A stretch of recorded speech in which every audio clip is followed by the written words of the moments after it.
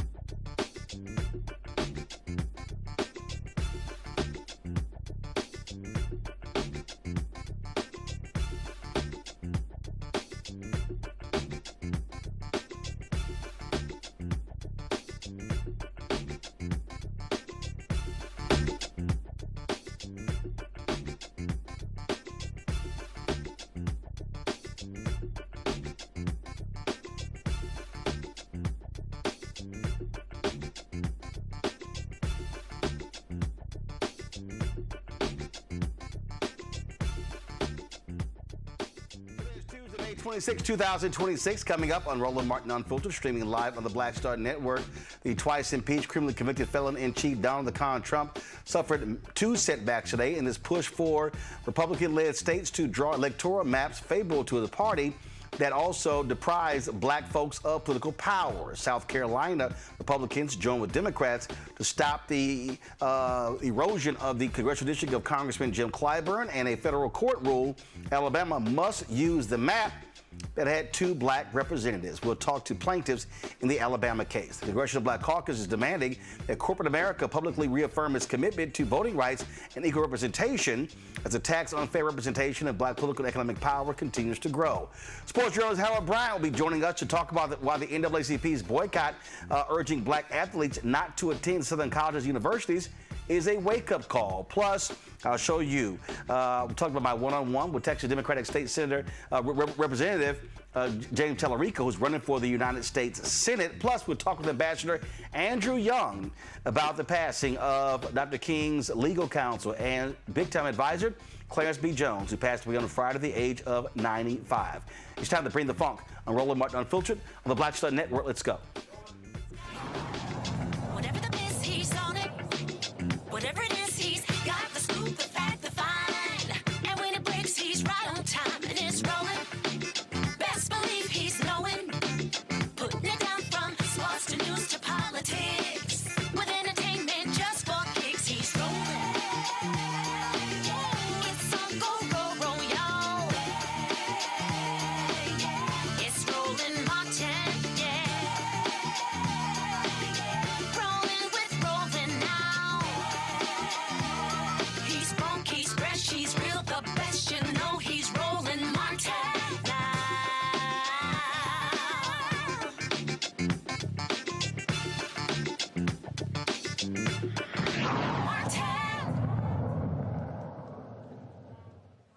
A 3-judge federal panel in the Northern District of Alabama has at least temporarily blocked the state of Alabama from redrawing congressional districts, effectively eliminating one majority-minority district. Of course, the courts highlighted the importance of legal process in shaping the political representation. The 102-page order issued Tuesday morning means Alabama would be required to hold the June 16th primary runoffs using the current federal court-drawn map, which maintains the 2nd Congressional District in South Alabama as a majority-minority district. That's the one that's represented by Congressman Shamari Figures.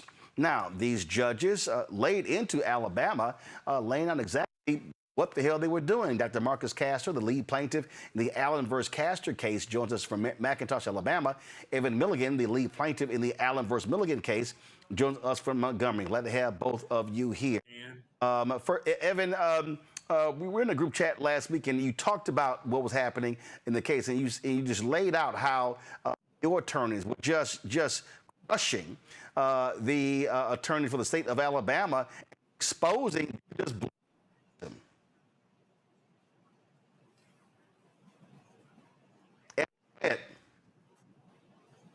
Evan, can you hear me? Hey, I hear you now. Okay, all right. Sorry about that. I said, lay it out to us how your attorneys were just showing the blatant racism. Exactly. It was shocking for me to watch it. We've been on this journey with Dr. Castor and our other co-plaintiffs on all of these cases since 2021. My son is about to turn 6. He was a knee baby. My hair was much shorter and not as gray when we started. And watching what happened on Friday, it was like watching, the state's argument just unravel there in the courtroom. And one of the things that the judges were really interested in is hearing them explain more about why they had said 4 years ago that the courts intervening 3-4 months before an election was problematic then, but this year that same government is attempting to announce new elections in the midst of our primary elections. Our absentee voting had already started. And so they were interested in that one logistical issue, in addition to the constitutional concerns and all of the other arguments that our attorneys raised. And the state wasn't able to provide a coherent rationale. The thing here, Marcus, that really jumps out at me, and what Evan laid out, and the judges are right. I mean, listen, this Supreme Court in December said, it's too late to rule in the Texas case, and the primary was in March. That was 3 months away. But they basically said to Louisiana, Alabama, oh, yeah, y'all go right ahead. Oh, I know ballots already gone out, but it's no big deal. Go right ahead. That's just like, what the hell changed in 5 months? That was nothing that changed. What happened was, in the Callais case, they really just wanted a case presented for them so that they can have something to vote on, to get it moving, to get the ball moving, so that they can, kind of make everything go bad for other states in the South. But they needed one case, and that was the case that they had for the GOP and the Republican Party. So they have that case now, and now they're trying to make every other case in the states, in the southern states, just piggyback off the Callais case. And so that's the biggest issue that we have going on now, instead of them piggybacking off of Milligan v. Allen and Castor v. Allen. I would have thought that they would have used Milligan and Castor case for Louisiana to help Louisiana, get their congressional seats and have everything set in place for the minorities to have someone to represent them of their choice. But that was not the case. They're actually trying to do it in reverse. What is crazy to me, again, Evan, is this schizophrenic Supreme Court, where this is the same Supreme Court that ruled in the Alabama case, that ruled in the Louisiana case. That was just a couple of years ago. And now all of a sudden, the Callais lawsuit, that just somehow makes a huge difference. I mean, it's insane. It's like, okay, we lost Alabama, we lost Louisiana. Now let's go back, come up with a whole new one. Supreme Court says, oh yeah, we'll grant you this one. And, I certainly can't speculate about what's going on with the Supreme Court justices. I know that the conversation we're having now started at least in 2013 with their ruling on the Shelby versus Holder decision. And then now 13 years later, there's a contradiction of what was said in that case, because in Shelby versus Holder, Justice Roberts wrote, we don't really need Section 4 and 5 because we have Section 2. And then 13 years later, they raised the standard for Section 2 so that only the most exceptional cases where intentional discrimination is documented by the offenders do you actually have a conversation about relief. And what's ironic is Alabama is presenting the very exceptional case that this newly raised standard for Section 2 has created. And I think, I can't speculate on what's going on the Supreme Court, but I know for some of our state officials here in Alabama, they have always had an animus for those Reconstruction amendments, for the 13th, 14th, 15th Amendment. And that's not a new animus. That's an animus that's been multi-generational. And I think it wouldn't be too far of a speculation to guess that, they're hoping that the court will be receptive to reconsidering how the 14th Amendment is used. And that's something that all of your viewers, all people concerned about African-American rights, human rights, democracy, freedom, citizenship in the United States should be concerned about. I love how in the order, the judges, go to my iPad, the judges go, these long-running congressional redistricting cases have returned to us after another trip to the Supreme Court. In earlier rulings, the Supreme Court affirmed our first preliminary injunction and declined to stay our second. They said, more recently, the Supreme Court received appeals of our order permanently enjoining Alabama from implementing its 2023 Congressional Districting Plan, which we concluded violated Section 2 of the Voting Rights Act of 1965 and intentionally discriminated against black voters based on race in violation of the 14th Amendment to the United States Constitution. While those appeals were pending, the Supreme Court issued Louisiana versus Callais, which updated the standard for proving a Section 2 claim. It then vacated our permanent injunction and instructed us to give these cases further consideration in light of Callais. We now face a critical decision on a very tight timeline. We can either allow the Secretary of State to administer Alabama's 2026 elections with a legislatively enacted redistricting plan that we found, after a full trial, intentionally discriminated against black voters based on race in violation of the Constitution, or we can issue a preliminary injunction 2.5 months ahead of Alabama's scheduled special primaries and some 5 months before the general election, requiring the Secretary to administer the 2026 elections with the race-blind plan that he used on orders from us in the Supreme Court for Alabama's 2024 elections and May 19th, 2026 primary elections. We emphasize that because of the exceptional public importance of this matter, we carefully reviewed the extensive evidentiary record in these cases with fresh eyes in light of Callais. After that exacting review, we conclude that a preliminary injunction must issue.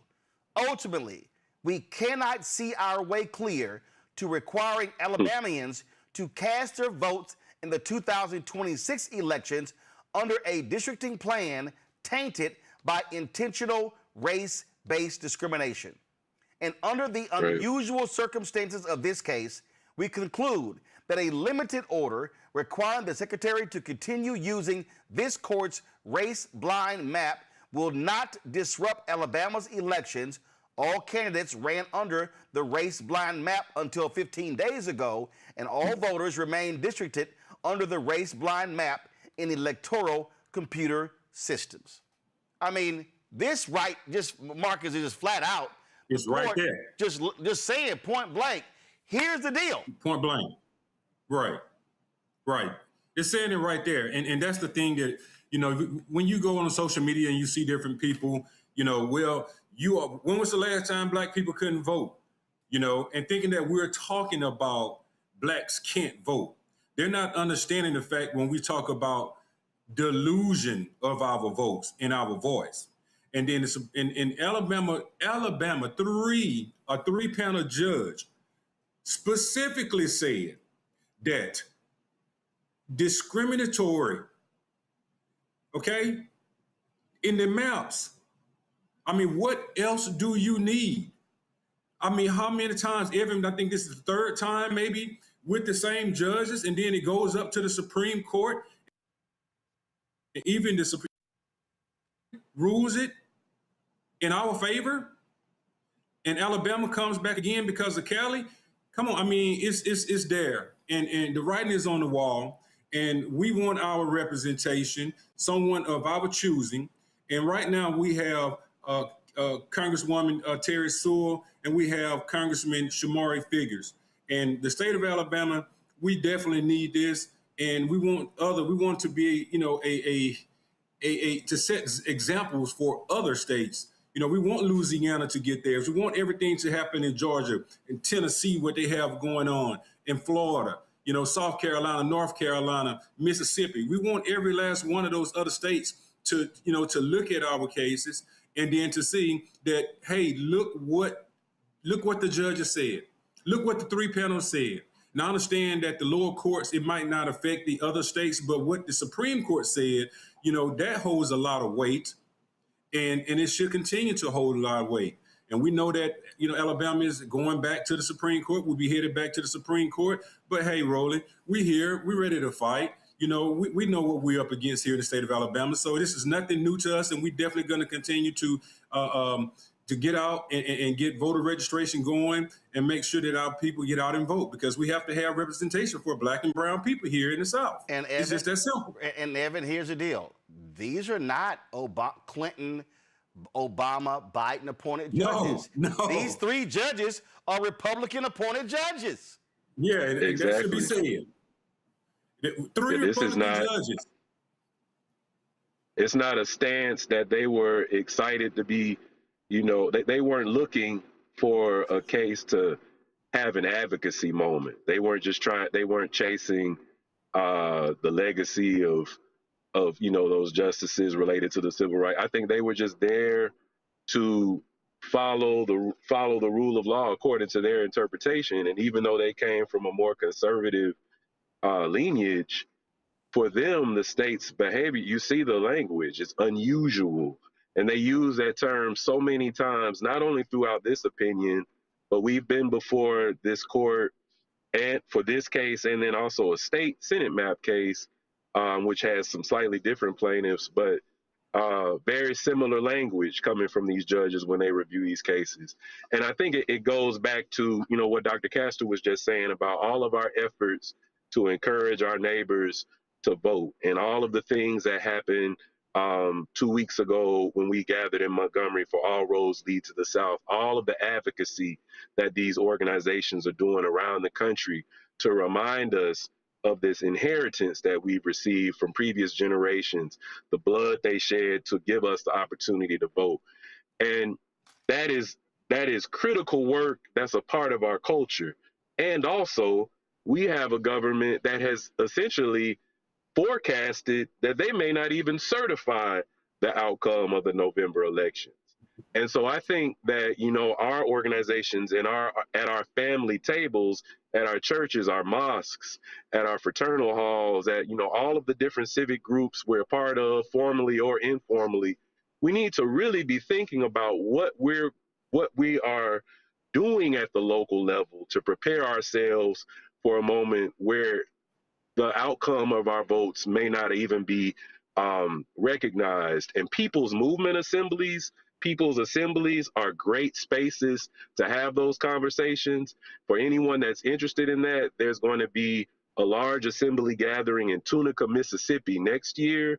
You can learn more about that if you Google Assembly of Assemblies, Tunica, Mississippi. Because those are spaces where we can talk not only about the importance of voting, but about mutual aid, about learning survival skills, about how we can show up for each other in the good, bad, worst case, best case scenarios. Absolutely. Well, the fight continues. And gentlemen, we appreciate your efforts when it comes to this battle. Thanks a bunch. Thank you, Roland. All right, folks, we're going to talk about with our panel this GOP war on Black America. Dr. Mustafa Santiago Ali, former senior advisor for environmental justice with the EPA, joining us from D.C. Joe Richardson, civil rights attorney out of L.A. Brian Shapiro, host of Pushing the Limits radio show. Glad to have all three of you here. Joe, I want to start with you. I mean, this is the battle. The legal fight continues in the courts. That's what this is all about. Yeah, it is. And it's interesting because Alabama, actually, with this three-judge panel, they've been getting it right. And they're basically saying, keep the map that you had 2 years ago, that was put in place 2 years ago, because that's what needed to happen. And so all of these folks are responding very, very quickly to the Callais case in all of these states, Tennessee, Louisiana, et cetera. They're trying to undo things. So let's hurry up. And in doing so, proving why Section 2 of the Voting Rights Act was so important. But, I digress. But this court clearly says, and what it seems to be saying is that even at this higher standard that the Supreme Court sets, this case meets it. And so, therefore, it shouldn't be undone. It should be kept the way that it is. And they were able to find and show the states operating in all of their hypocrisy. We'll talk about South Carolina later, but the whole idea that they would step to do this so quickly when not too long ago, they knew several months was not enough time to make sure that they did this to ensure fairness in situations where people were getting ready to vote, where voting was imminent, et cetera. And it's clear that this is discriminatory. It's clear. You can't just do this and just have a wink, wink. Oh, it's not discriminatory. It's political. But it happens to disenfranchise Black people. For as many Black people as we would just have one seat instead of two, which is crazy. So there's still the Supreme Court. So let's see what the Supreme Court does, because really the Supreme Court has been inconsistent itself. And to your point that was made a little bit earlier, these are not liberal judges. Okay, so let's see if the Supreme Court is pragmatic enough to overcome judges that apparently think like them. Somehow these super conservative judges got it right. Let's see if the Supreme Court steps on itself and is inconsistent once again. This is what Mother Jones published, Mustafa. They said, Tuesday's decision from the three-judge panel, however, takes Callais at its word. Step by step, it lays out why the Alabama map fails under Supreme Court precedent, the VRA, and the Constitution. It repeatedly reminds readers that the Supreme Court agreed with their finding in Allen v. Milligan that Alabama had violated the VRA and that Callais claimed not to have upset that opinion. If the Supreme Court meant to use Callais to end all claims of anti-black racial discrimination and gerrymandering, the panel effectively sends the case back to the High Court and tells them, do your dirty work yourself. I mean, that's powerful, and that's exactly what it is. It's like the Supreme Court says one thing on Monday and then something else different on Thursday. And they're saying it also, so we got to remember the fact, right? What is it? Alabama's 27% black, 1.3 million folks are being disenfranchised when you play around and don't have fair maps. That's what's really going on. So I'm glad that their court said, you know what, y'all need to take this back. And if we know what we said, we know what we feel, we know how we have interpreted it, and we know that it's racist. And you know that it is too, but we're not going to carry the water for you. But of course, the impact, though, is that when folks don't have the opportunity to be able to be represented by individuals who actually know their communities and care about their communities, of course, resource distribution never makes it for all the critical programs that are so necessary for all of us who have ever worked on the ground. So, yes, today was a reprieve, if we will, but we know that the fight continues. Court is saying is we'll fully protect the voting rights of white people, but damn black folks. You know, Roland, this is the history of the Republican Party. Let's just be honest with ourselves here. 93% of black women voted against Donald Trump. 80% of black men did not vote for Donald Trump either. The more minorities that have a voice, the more scared Republicans get, because the history of the party, they're represented by what? Less than 1% of black people are represented, elected officials within the Republican Party. So listen, I'm glad these judges got it right. I don't know how you guys feel about this, but I don't have a lot of faith in the conservative stacked Supreme Court right now. I hope they make the correct ruling. I'm fearful, but let's wait and see how it goes. But listen, guys, this is just the beginning. This is just the beginning. Let's see what happens here before the midterms.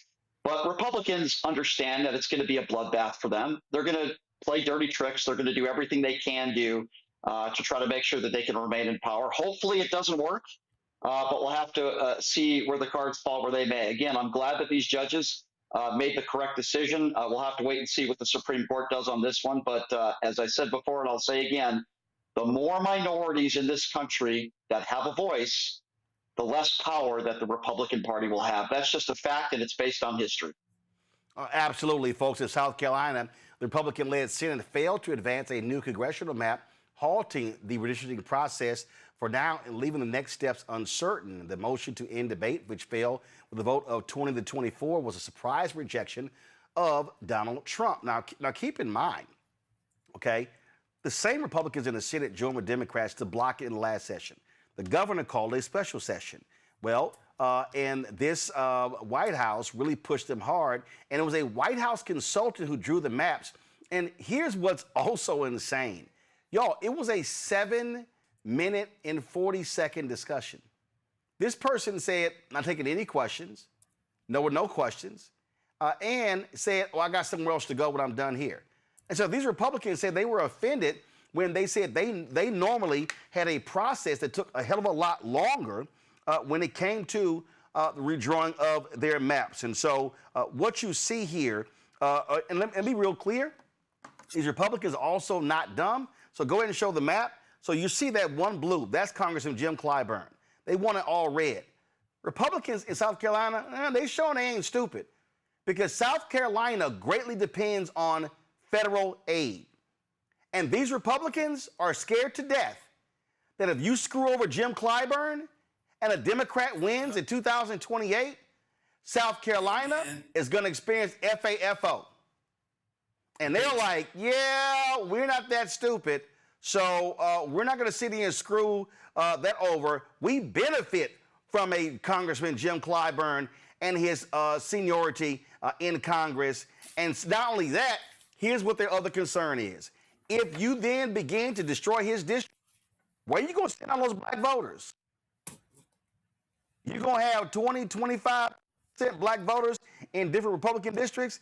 They're scared they're going to lose more seats. So they were like, nah, Donald Trump, you can kiss our ass. We good. We're going to leave that map just like it is. All right, folks, got to go to a break. We come back. We're going to talk about the NAACP. They're laid out how they want black athletes and others to say no to going to these predominantly white schools in southern states that are denying black folks the right to vote. Why is this so hard and why are people so confused on this? Sports journalist Howard Bryant is going to join me next to break it all down. You're watching Roland Martin Unfiltered on the Black Star Network. They've been trying to erase black political power since Reconstruction. Now the Supreme Court is helping them finish the job. First came Shelby County versus Holder in 2013, the ruling that gutted the Voting Rights Act. Then came Brnovich in 2021, another ruling, another piece torn away. Now comes Callais, the case civil rights leaders warned could cripple the last major federal protection against racial vote dilution. And within days, Tennessee eliminated its only majority black congressional district. Louisiana, South Carolina, Alabama. The same strategy is spreading across the South. The old Jim Crow used poll taxes and literacy tests.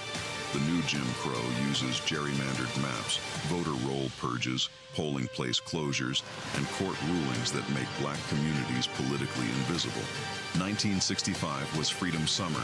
This is Freedom Summer 2.0, because they are still trying to erase black political power, and we will not bow.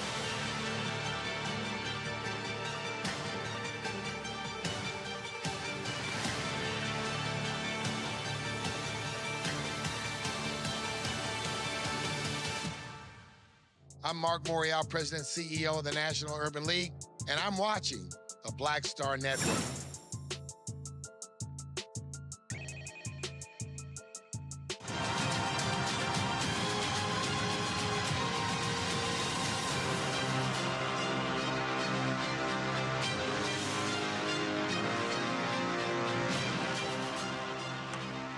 Folks, let's talk about the NAACP's call when it comes to athletes and protesting, not going to these predominantly white institutions. Now, it's been really interesting, and I've been in chat groups and people have been texting me. They're like, oh, I don't understand what the NAACP is doing. This is not a good idea. I mean, why are we getting in the way of these young men securing the bag, and on and on and on. Then, oh my God, there was this one article that was the most insane thing I read, where this one black journalist goes, well, why are we asking these young people to do this? As if we don't have a history of young black people being involved for fighting for rights of black people.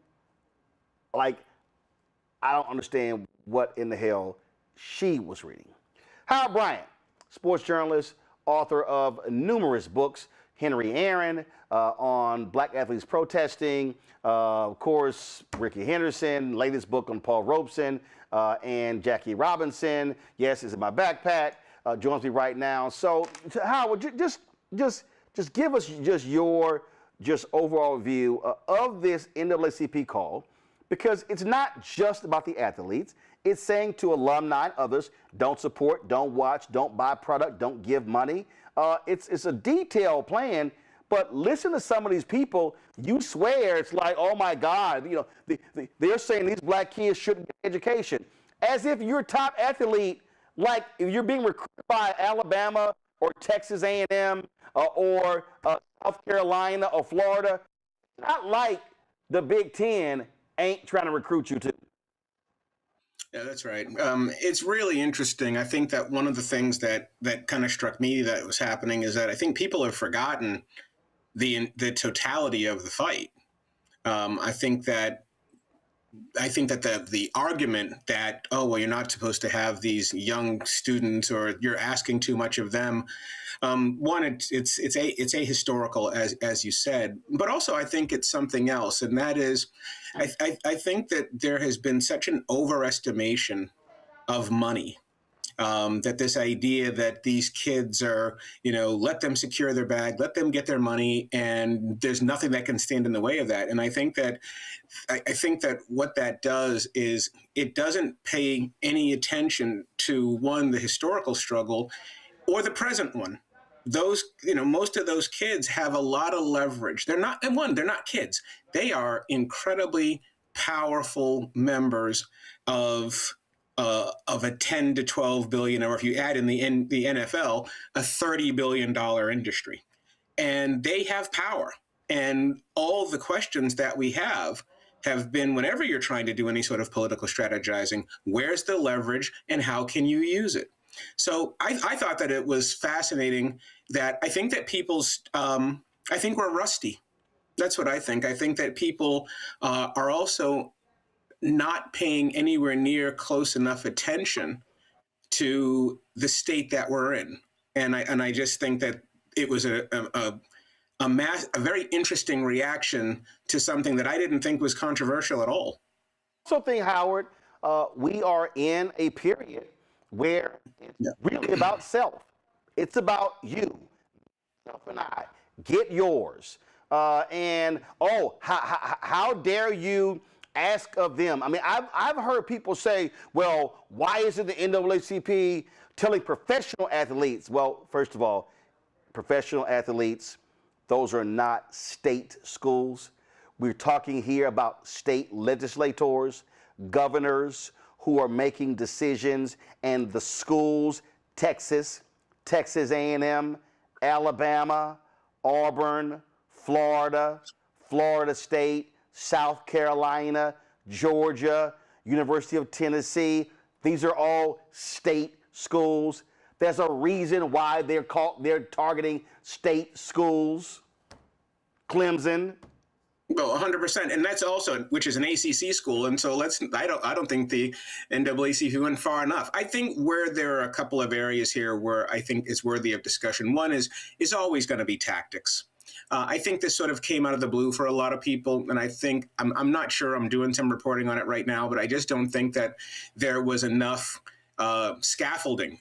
You want, when you, as the great Dr. Harry Edwards would say, that's his phrase that I have borrowed over and over again, you do need scaffolding to create your movement. You need people to understand what it's about and why. You also need your test cases. You need to find the number of people who are willing to go forward with you. And so I think that, the one criticism that I think was valid was this sort of got sprung upon everybody instead of really being meticulous in the movement building.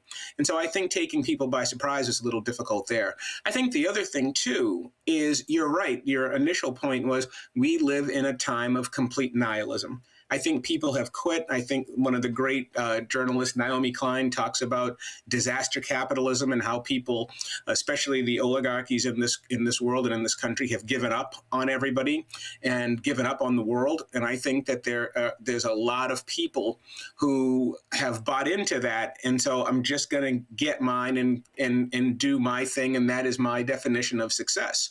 But that is also not something new. That's something that has been building, for the past 50 years, this idea that there is no community, this idea that we don't owe anything to each other and that we're not in a common struggle.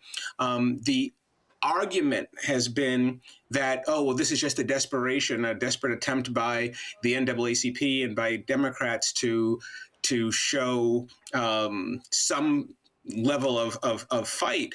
And I think that the issue here is that this is not about politics. This is about what is happening to Black people in this country right now. Everybody, it's an all hands on deck thing. And I feel like one of the real difficulties in these conversations have been these sort of straw arguments that athletes, that these teenagers are being asked all by themselves to carry a movement, and they're not. They're just an extremely important economic piece of it. And we also know, too, that if there is one thing we know, it's that economic boycotts work. They are effective. And if you are going to take something of value and affect it, people pay attention. And nothing is more important to those regions than college football. Yep. You are getting their attention, which is exactly what a movement's supposed to do. It's like when the players were kneeling. It's like, well, what are you kneeling here for? Because this is where people are paying attention. So you do need, what I would like to see more of, and I think you're going to have to see it for this to just not be a blip of a news story, is real organizing and real articulation, not just to the athletes, but to the parents. Yep. And the argument that people are going to say, well, why are you taking this money from these kids? Well, you're not. If there's money in Alabama, there's money at Oregon. There's money in Wisconsin. There's money in Michigan. Yeah. If you're a top 20, top 30, top 40 recruit, you're not going to lose anything. You might actually gain more. Absolutely. This is the whole thing is called, the NAACP calls it out of bounds college athletics. They have a whole toolkit. Come on, go to my iPad. Let's go. So you got it right here. See it right here. And it lays out the schools. It lays out the demands, what the campaign is, and it calls about getting involved. And I think you're right. You're absolutely right.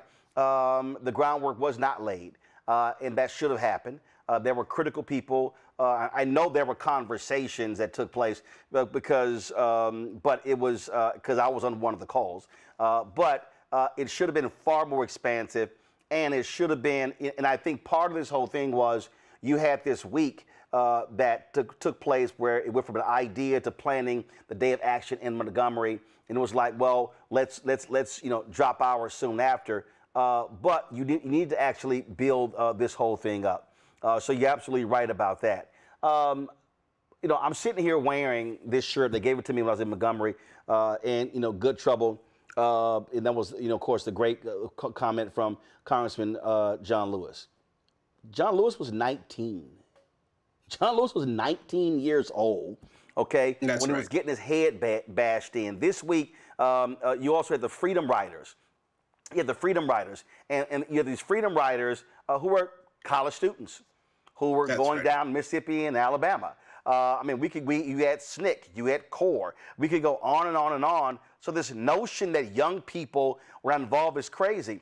But we don't have to go back that far. Go to my iPad. Kylan Hill, running back, Mississippi State. That young man said, I'm not playing under that flag. He tweeted that, Howard, it was like June 20th. Of 2020. 10 days later. Okay, let me help people out. 10 days later, Tate Reeves, the governor of Mississippi, signed into law that Confederate emblem off that flag. Why? Because when Kylan Hill, one black player, tweeted that, other black players spoke up. Then white coaches went, oh, shit. We're not going to be able to get black ball players. And those white coaches and some of those black athletes went to the state capitol. And they met with violent, racist, Republican legislators, people who celebrate Jefferson Davis's birthday in Mississippi. And they said, hey, man, y'all need to get rid of this emblem or we in trouble. 10 days. But let me help the people who are watching and listening. What y'all don't know is the NAACP, for a very long time, had organized a boycott of Mississippi. The NAACP stopped Mississippi and South Carolina from being able to hold any NCAA type tournament because of that Confederate flag. That had been going on 2 or 3 decades. I remember we covered a protest here in D.C. When actress Ingenue Ellis was involved with the protest of the boycott against that flag. So they had been boycotting that flag for decades, Howard. When one black football player tweeted that, it took 10 days to bring them to their knees. I'm trying to understand why folk act like that never happened. Because I think people have lost their way, and I think that people have not, and I understand it in some ways, Roland, because we've been taught over and over again, or not taught necessarily, told that there is no more racism and that there is nothing to fight about and that there is nothing to protect. We're also being told that at a time when things are actively being taken from us. And when I say things being taken from us, I'm talking about your simple dignity of having a job and being told that your job is simply the byproduct, that you were given something through DEI or some other nonsense, that you were somehow the beneficiary of something free, when we know that we have to work extremely hard to do anything. And so I think that you're looking at a group of people in some senses who need to sharpen the edges. And I'm talking about us. The edges need to resharpen. And also, I think that the one area where you do have this, and Muhammad Ali was what, 20, 21? So, I mean, all of the things. When the thing about Black people in sports, and, you and I have been talking about this for years, is that, we're 12.5% of the national population, but we're not 12% of the culture. And so when you take some of the areas where we are at our strongest, where that leverage really is, sports is at the top of it. Yep. And people will respond to it. And you have to have something that people care about to get their attention. And if you can't handle that, then you're not about it. But you need to be about it. And those kids, those athletes who, have an opportunity to do so many things, they're going to be adults and parents, and they have parents and they have grandparents. So it's not just about you. And the other thing too is, if you have that sort of leverage, if you are a LeBron James, or if you're some top 10 recruit who has a chance to go to Alabama, or has a chance to go to Clemson, or a chance to go to South Carolina, or whatever, right? I mean, the level of power that you have is supposed to, or the level of money you're going to have, is supposed to also translate into power. What good is the money if you have no agency? We talk about athlete activism and all of these things, but what good is any of it if you lose everything? This is the time, and also from an athletic standpoint, as Black citizens, a lot of these athletes are never going to have more political power and more political leverage than they have right now. So if you say, oh, well, we shouldn't do this for these, we shouldn't let them carry it, they'll never be in a better position to carry it than right now. Like it is astonishing. It is astonishing to me when we talk about this. And again, people act as if math didn't exist. They act as if we don't recall facts. We don't recall what happened. I mean, listen, we all know, and I've had the pleasure of meeting both of them, when Tommy Smith and John Carlos in Mexico City, 1968, stood on that podium, shoes off, Black power fists raised with black gloves on. Let me just remind people, they were 22 and 23 years old. That's right.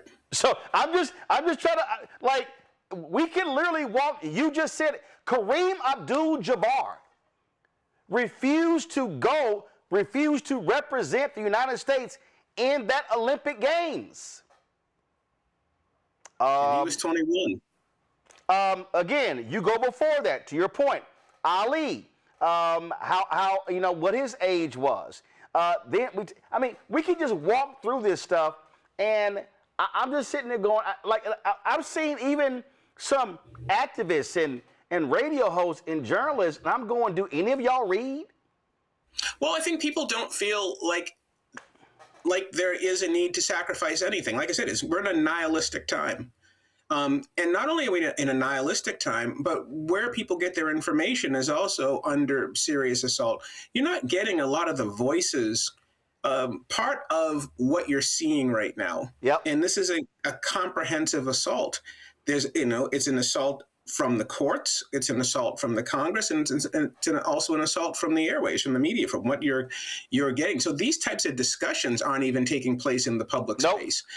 So one of the areas, which is why, of course, this show is so essential as well, but one of the things that has to happen, and it has to either happen behind closed doors or publicly, or preferably both, that there has to be a massive re-education, a reminder of where we are and who we are.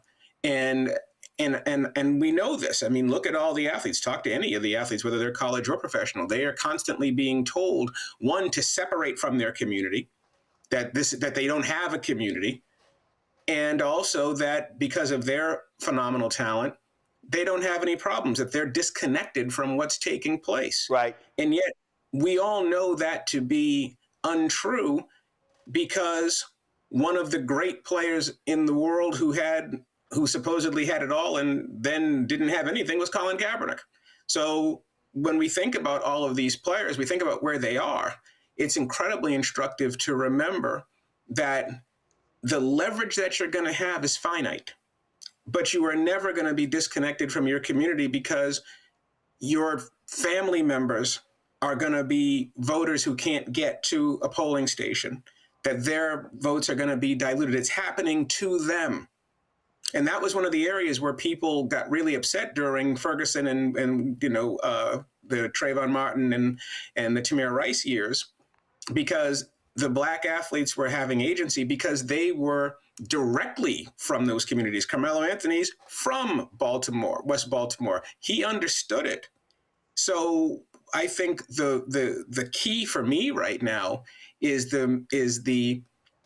what has taken place behind closed doors, that there's an opportunity right now to build that scaffolding that Dr. Harry Edwards always talks about. There's a movement that needs to be built, and now is the time to build it. Otherwise, if that scaffolding is not erected, right, then it's all going to just disappear, because nobody will know what exactly they're fighting for. There's not going to be an articulation of what's taking place. Yeah, and let's not forget, when we talk about racism with Donald Sterling and the Clippers, you had players who like, yo, we ain't playing.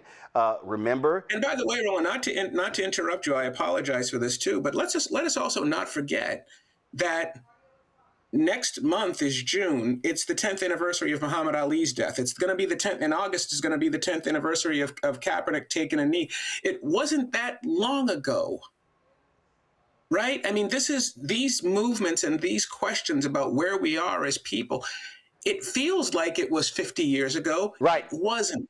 Well, look, in April was the 10th anniversary of Prince's death. They're going to a big celebration at Paisley Park next month in June.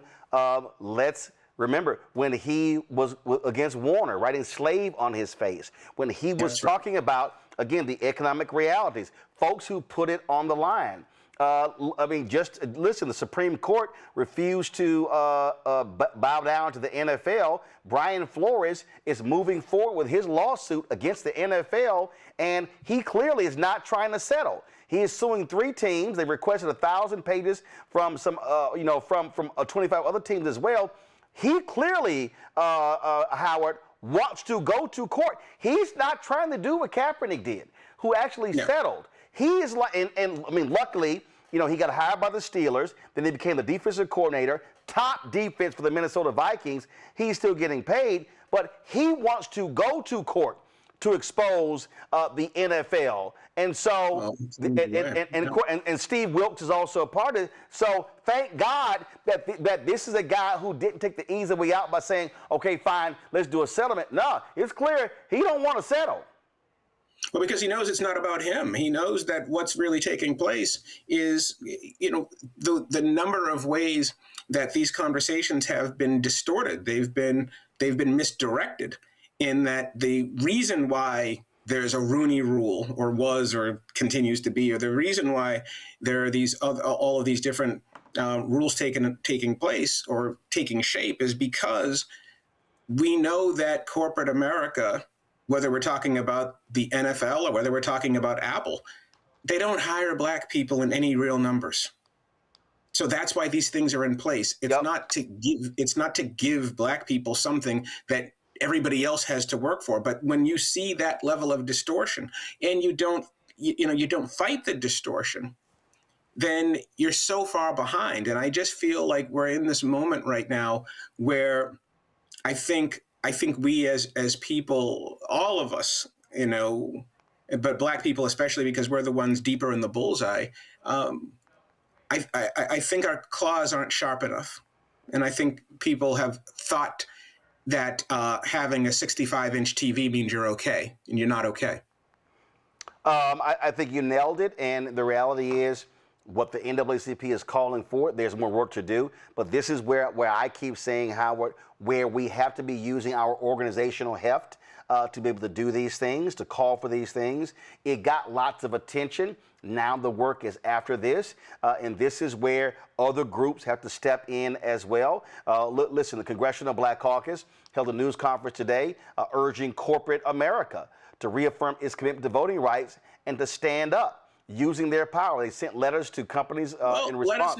Let's not forget, you know, when we talk about this too, back the last time we saw any flicker of athlete movement was in 2020 with Jacob Blake during the shutdown. And what did the athletes do? What did the pros do during that pause when Naomi Osaka decided she wasn't going to play in the Cincinnati tournament, Western and Southern?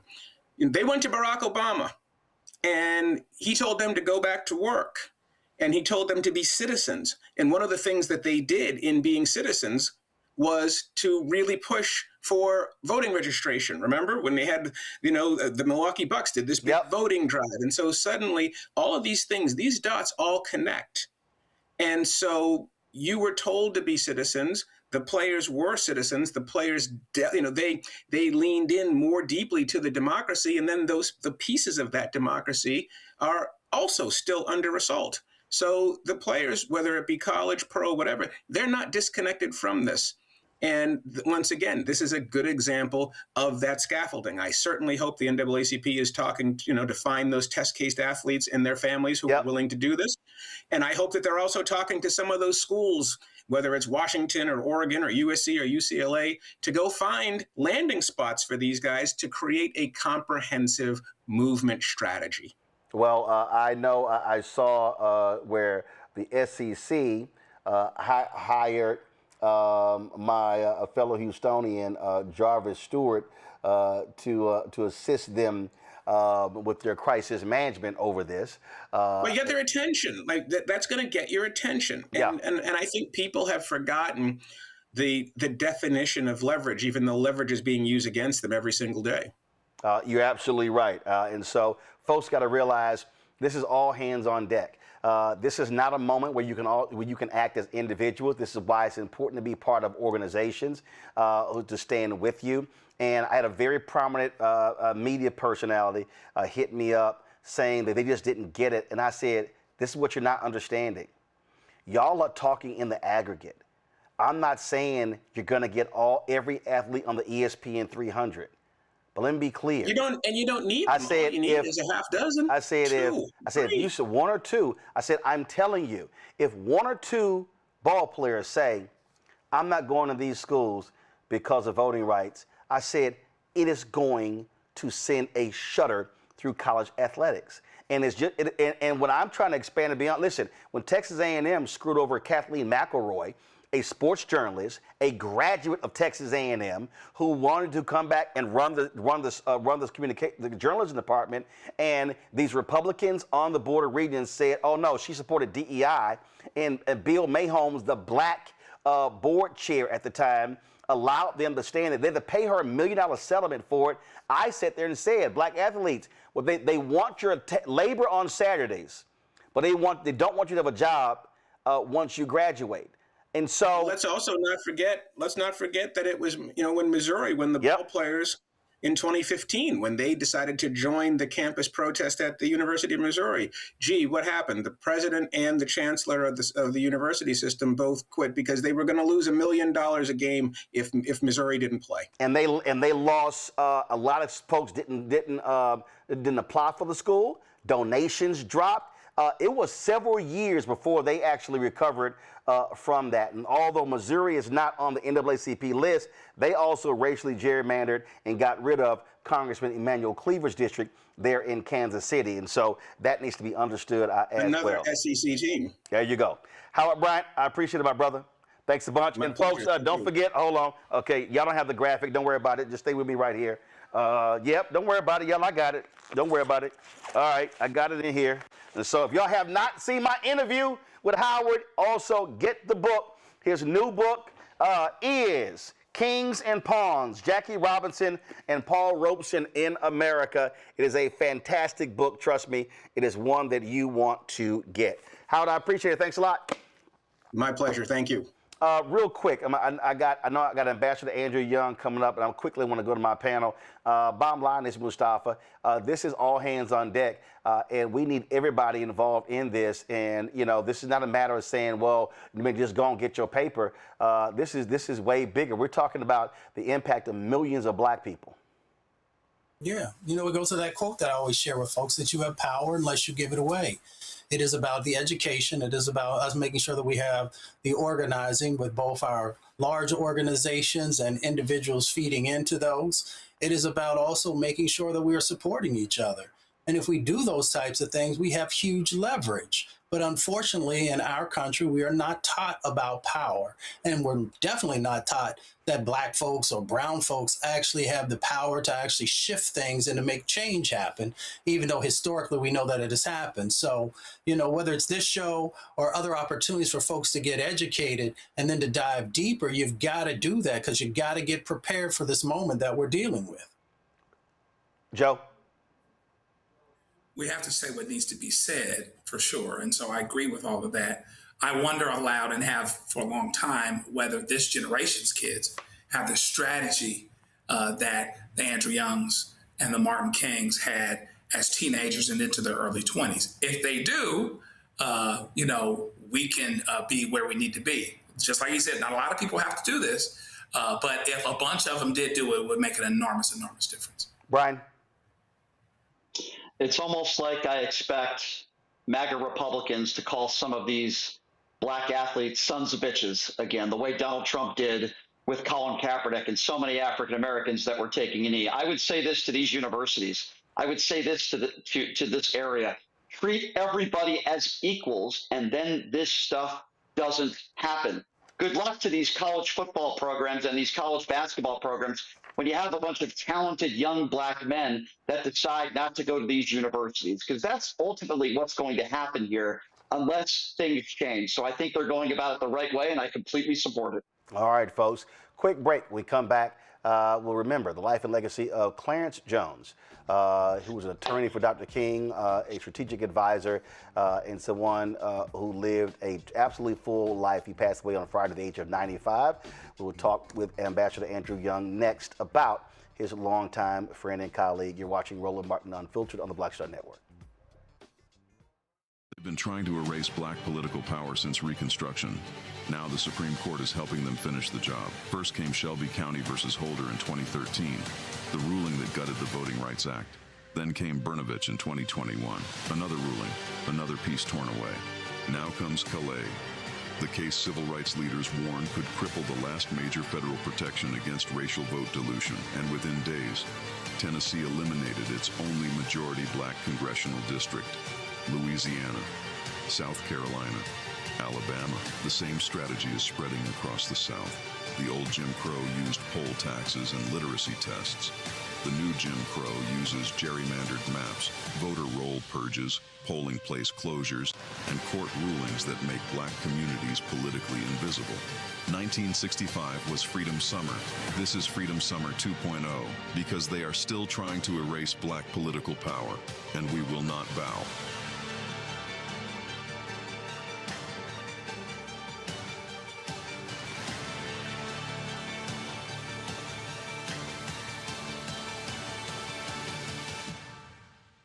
What's up? It's Talib Kweli. I'm CEO. This is the Black Star Network.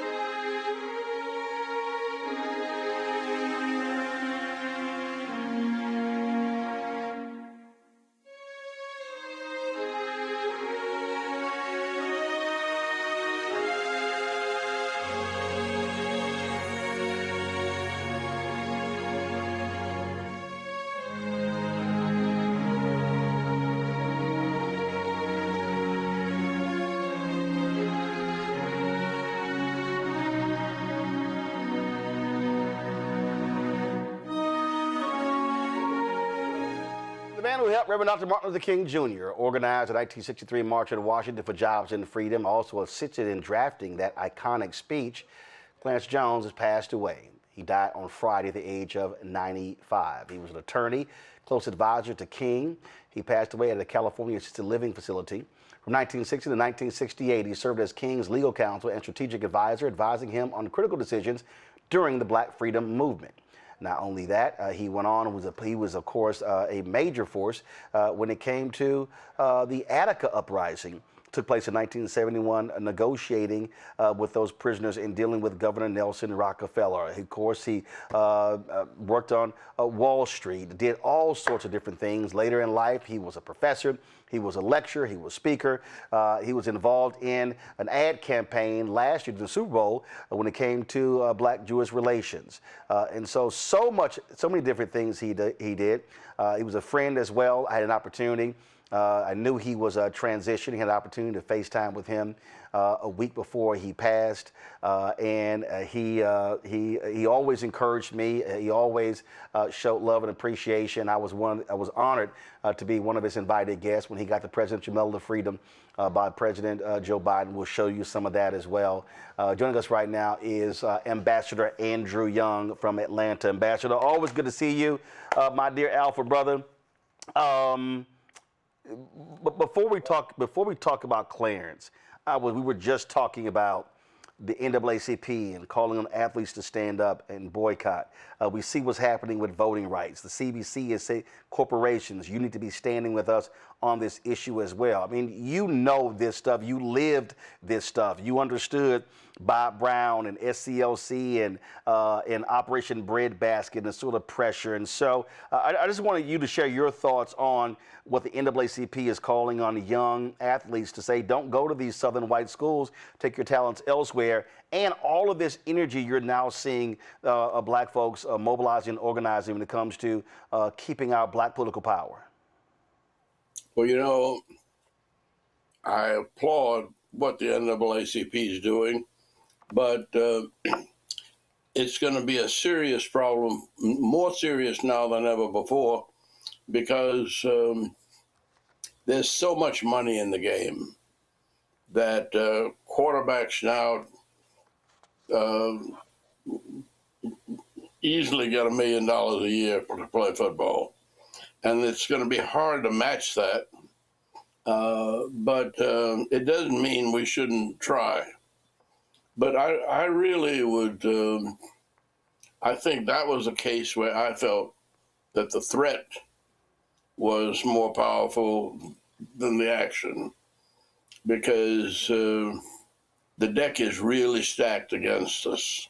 Mm-hmm. And it's hard for these young men to make choices to turn down that kind of money because they've never had it before.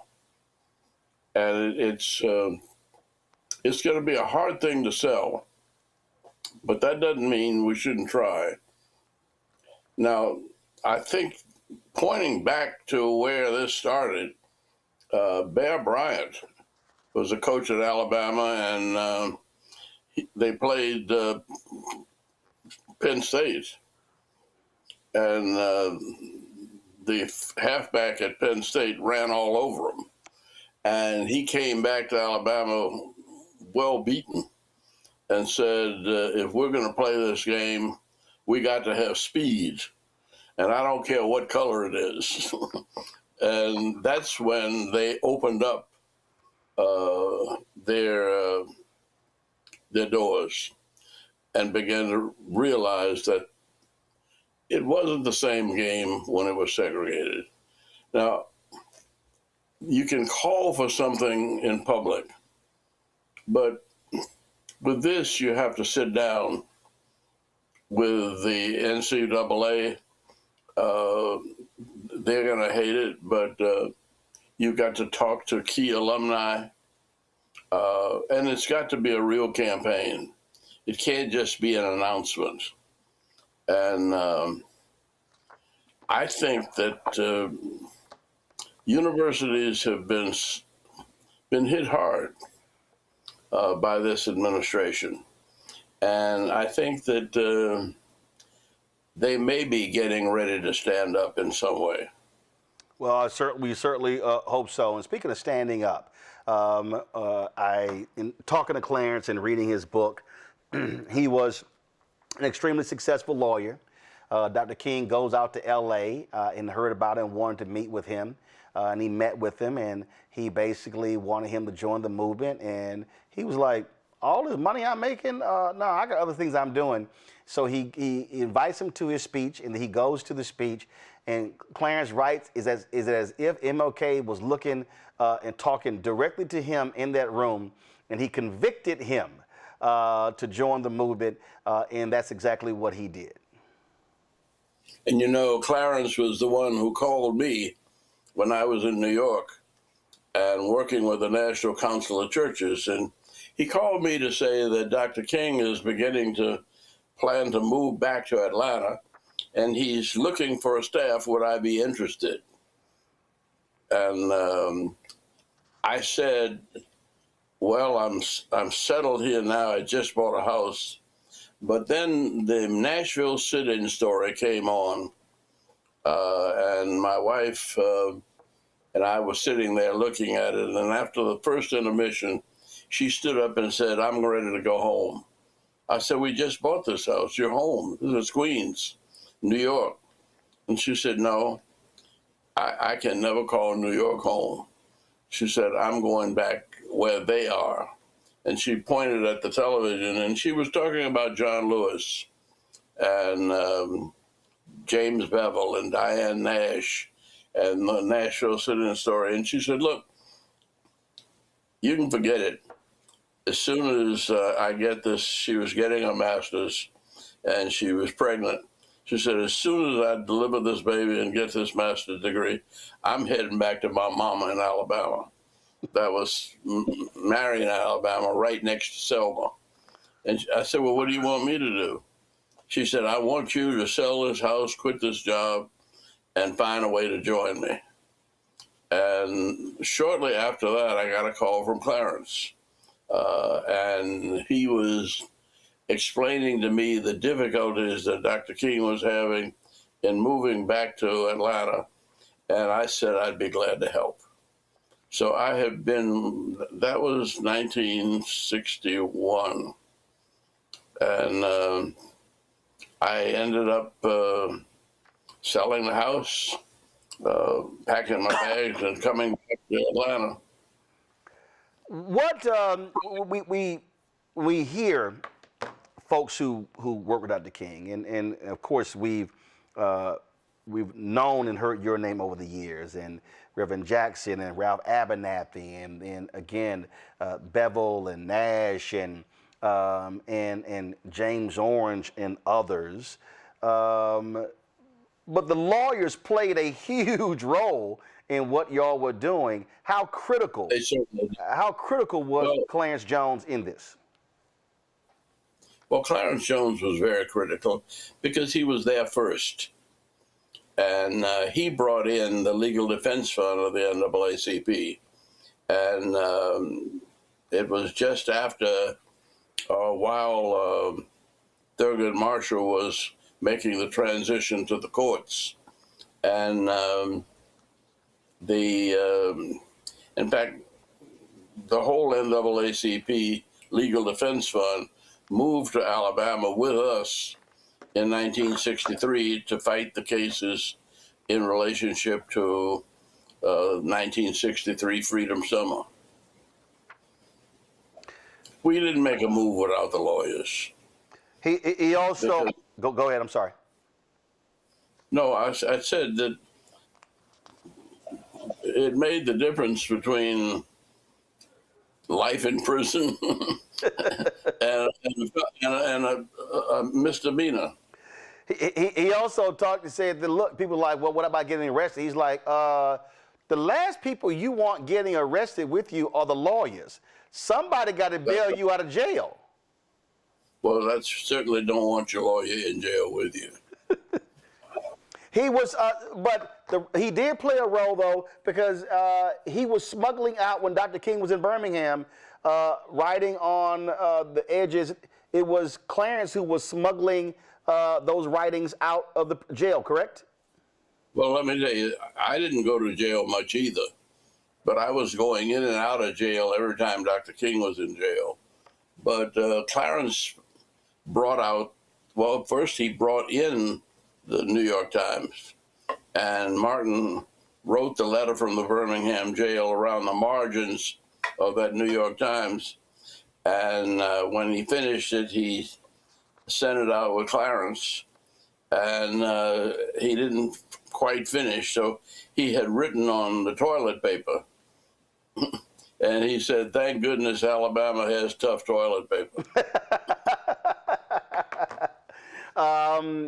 And one of the things that also, look, money was obviously important, and I am still mesmerized by the story of him going to meet with Rockefeller and going into the vault to withdraw a ton of money to bail folks out.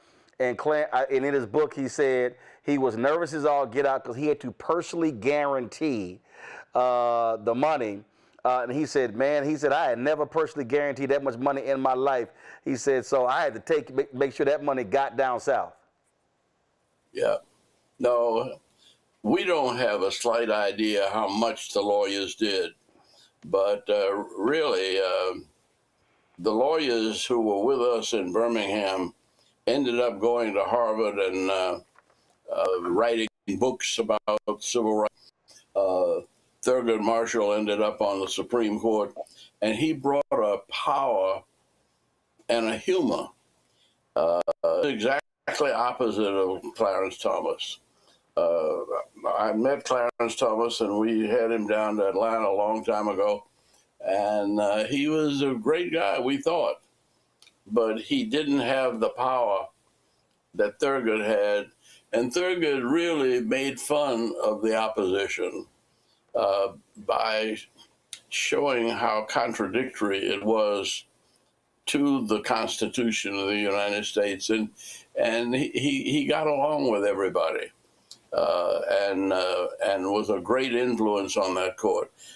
I hope that we will get back to that sometime, but right now, I think everything has to focus on this next election. And it's, well, we've got to turn out the votes. And when I ran for Congress, in 1972, I was in a district that was a minority white black district, and it poured down rain. It was a rainy night in Georgia in 1972, and it rained all day on Election Day and all night till after the polls closed. And I thought, no, the Lord had let me down, but I think it was just priming the people, because we had a 75% black turnout and we got almost 30% of the white vote. And so just because they are reapportioning and because they are eliminating districts, I'm not sure that eliminates black folk from politics, nor that it eliminates, well, we have only recently had black majorities in the mayor's races here in Atlanta, but we've had 9 black mayors in a row because the mayors in the black community that decided to run had worked at it harder. Now, that might not be true next time, but the people who get elected are going to be well, like your mayor in New York there, he's not black, but he sounds as good as anybody I've heard. And the same thing true with the elected officials in Minnesota. They rise up regardless of race, creed, or color, because, well, Martin's quote was, "The moral arc of the universe is long, but it bends toward justice." And that ends up having to be a faith that you can't get away from. Want my panelists to ask a question of you.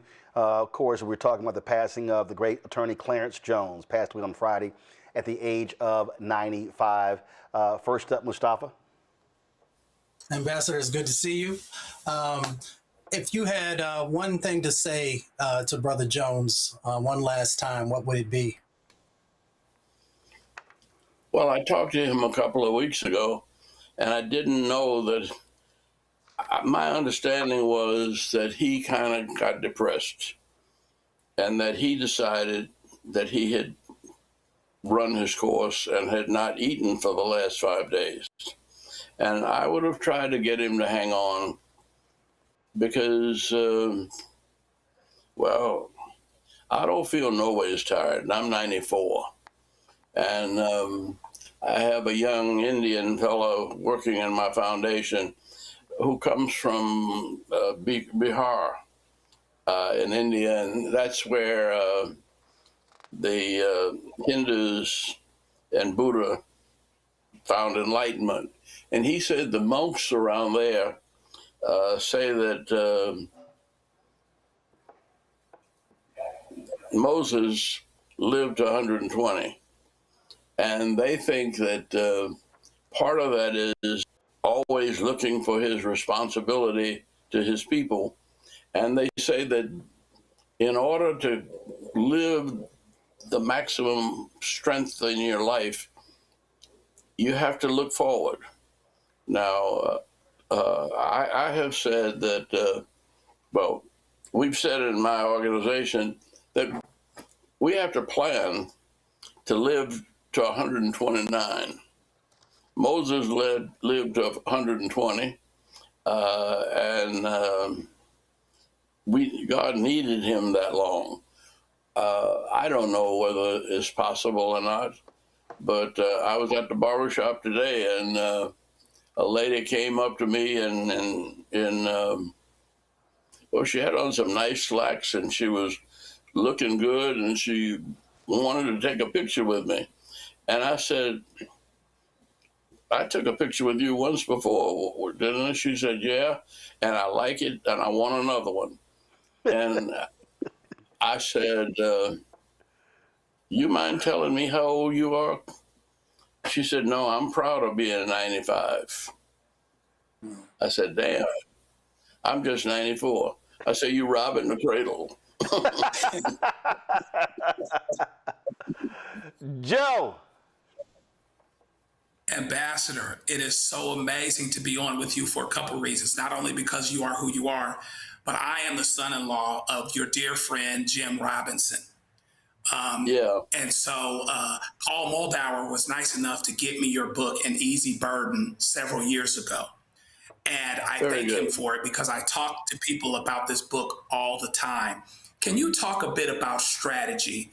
Because the Montgomery boycott, for instance, everything that the movement did, you had an economic component. The city was choked when nobody black rode the bus. You also had a moral component, which is why you acted a certain way and people could not be physically abusive and things like that. Talk a bit about the need for strategy in being successful in movements and trying to create change. Not just strategy, just preparation. You know, no boxer goes into the ring without months of training. And you can't take, I mean, this is not a criticism because they responded with what they had. But after George Floyd was killed, we all were sent to the streets without stopping to think. And we didn't have a strategy that was as broad and as big as the enthusiasm that we mustered. And so it's one of the things that we're going to be trying to do in Atlanta with different civil rights organizations. And I've been trying to figure out a way that I can keep on being involved without getting on the road and without going around preaching. But we have to think this through. That book, which I did not read, 2025, told us what to expect. Yep. You mean Project 2025? Yep. What's that? Project 2025, the Heritage Foundation's plan for America. Mm-hmm. Yep. And it was ridiculous when I thumbed through it, and I didn't want to read that trash, but it happened. And we're seeing it slowly but surely implemented. And the thought that today my brother in South Carolina might be put out of a seat, I don't know what that means, but I can't imagine that there are not enough white people in South Carolina to say that they want to keep him in the Congress. He is a force. He is a power.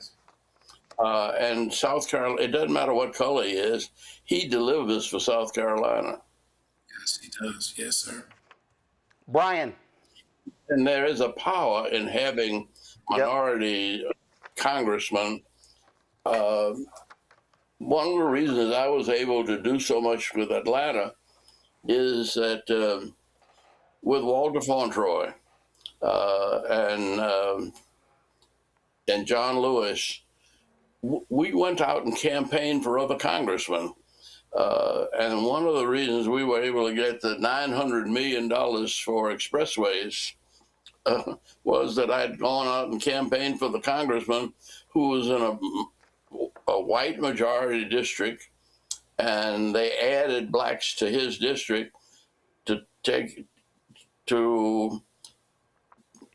away his working class white district, and he didn't know anybody. And so both John Lewis and I went up there and campaigned for him on different weekends. And when it came time for the Democratic Convention to come to Atlanta, he was the president. He was the chairman of that committee on transportation and saw to it that we got the hundreds of millions of dollars that we needed to improve our transportation system. Right now, looks like we're renovating Atlanta because the World Cup is on the way. And we've grown from 500,000 people to close to 5 billion people. And it's been because we've been in the heart of the politics, and almost everybody's been black.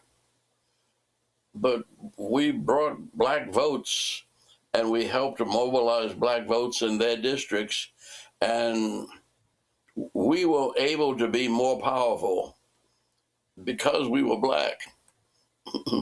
And we knew the preachers, and we'd gone to school with. I remember campaigning for Jimmy Carter down in Florida. He wasn't well known, but Morehouse College gave him an honorary degree.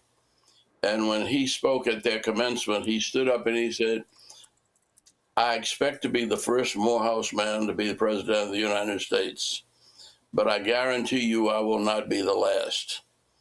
And they wrote a citation there for his honorary doctorate, and every Morehouse man in Florida had read it. And when they called me and said, "Would you go to Florida?" I said, "I don't know many people in Florida." They said, "We'll have it set up, and you just fly around on a plane with us." And everywhere I went, there were Morehouse College men who had gathered people from their towns and to meet at their airports. And Jimmy Carter carried that against Wallace and ended up the president of the United States because of that. And so people think that there's not such a thing as black power. It's not the black power that people shouted in the streets, but there's a subtle intellectual power that has led this nation as far back as Crispus Attucks being the first one to give his life. But there couldn't have been a civil war even without not only Lincoln, but I'm slipping now. My memory is giving all. Well, of course, Civil War. You had Frederick Douglass. You had abolitionists. Frederick Douglass. Yeah, you had folks who were putting pressure on the political system. Brian, what's your question, Brian, for Ambassador Andrew Young? Hi, Ambassador. Quick question for you. Obviously, we all learned at a young age of the I Have a Dream speech. I'm wondering the conversations you had with Mr. Jones and maybe some tidbits you could share with us, maybe some things we didn't know about the creative process of what went into writing that speech, if you could share that with us. Well, I was not around then. I was in the South, and that was done in the North. And there wasn't a lot of contact between those of us who were out in the sticks and those who were writing speeches. That came later. But nobody ever really wrote speeches for Martin Luther King. Clarence came up with the idea that the government had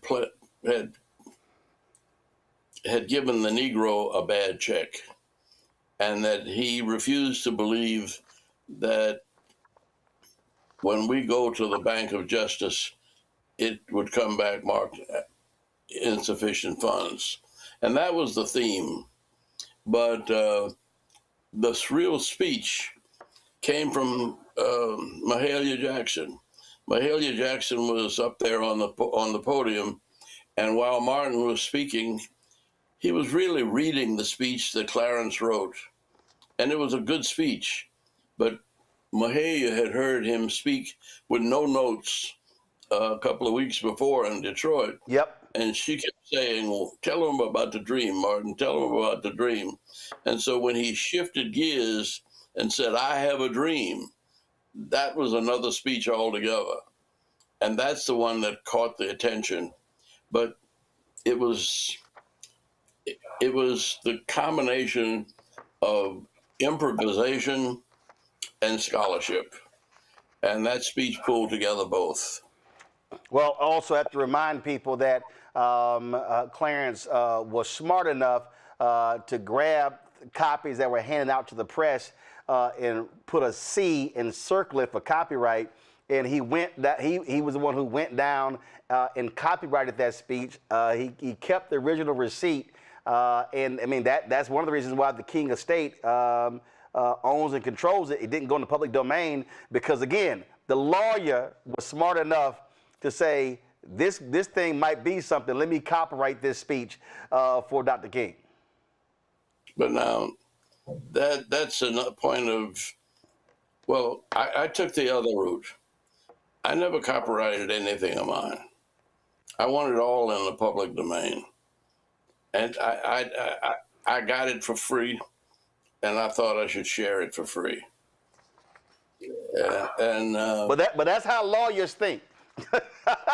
Well, and that's good. That's good. It's good that we have lawyers thinking that way, but there's some negatives there also. This was a freedom movement, and everything should have been free. Understand? Let me ask you. Freely given. It was freely given to us, and we should freely give it back to the people. Let me ask you this here. A friend of mine who called you to let you know that Clarence passed, my man Ron Gilliard, when he said he called you, your response was, Clarence got to Martin first again. He said he was always getting to him first. Yep. Well, I'm not in a hurry, and I feel as close to Martin Luther King as I did when I was going to get him coffee in a staff meeting. all the women on our staff refused to get coffee for the men. And they were independent first, so they'd say, Andy, get Dr. King some coffee. I got up and got the coffee. Last question. What you miss most about Clarence Jones? Or what will we miss the most? Well, Clarence never stopped working. I mean, from 1955 on up to the present, he was always planting seeds. He was always calling people and planting ideas. And he always dealt with it with a sense of humor. And he never lost his way in terms of who did he serve. He served the people of God who were following Martin Luther King. And we'll close it out with that. Ambassador Andrew Young, it's always a pleasure to see you. Tell your wife hello, and I'm sure I'll be seeing you soon because you're always somewhere in your scooter taking pictures and speaking truth. All right. God bless you. Take care, Pratt. Thanks a lot. Folks, we were in Selma for the 50th anniversary of Bloody Sunday. Clarence Jones was there, and I got an opportunity to get his thoughts on that particular day. Let's roll it. Okay. All right. Y'all don't have the video?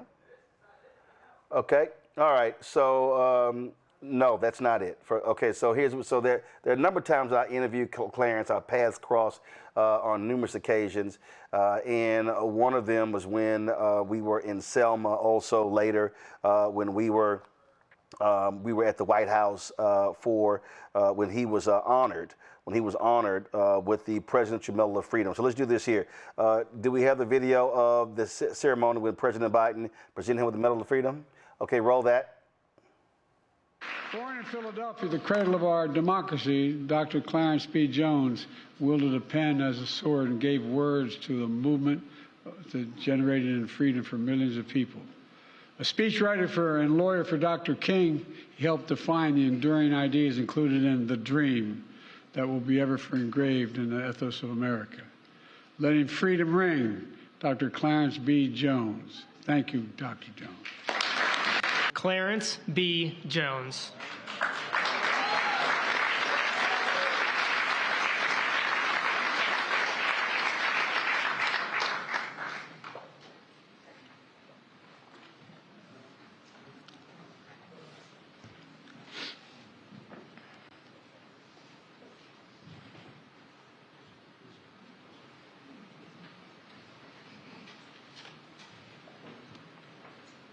The Philadelphia son of domestic workers and a former foster child, Clarence Jones became the wordsmith for a movement. A doer of the word, he was an Army soldier on the front lines in the battlefield and a civil rights lawyer on the front lines in the courtroom. Wise and unflinching, Clarence Jones's lyrical prose and prophetic life shows us all the enduring power of the idea of America. An advisor and speechwriter to Dr. Martin Luther King Jr., he helped write a new American Declaration to ensure we hold these truths to be self-evident, is forever linked with, I have a dream.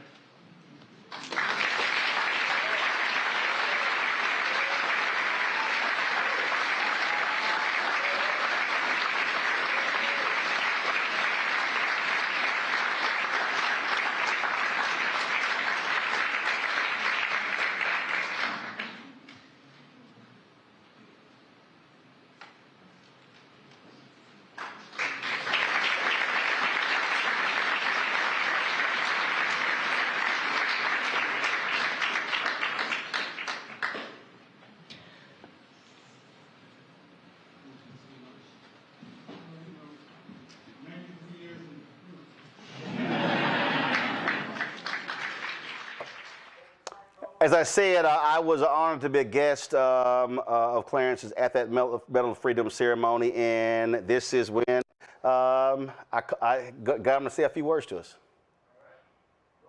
Clarence, how you feel with that around your neck? Brother. All I can say is that I never forget that my parents were domestic household servants. You understand?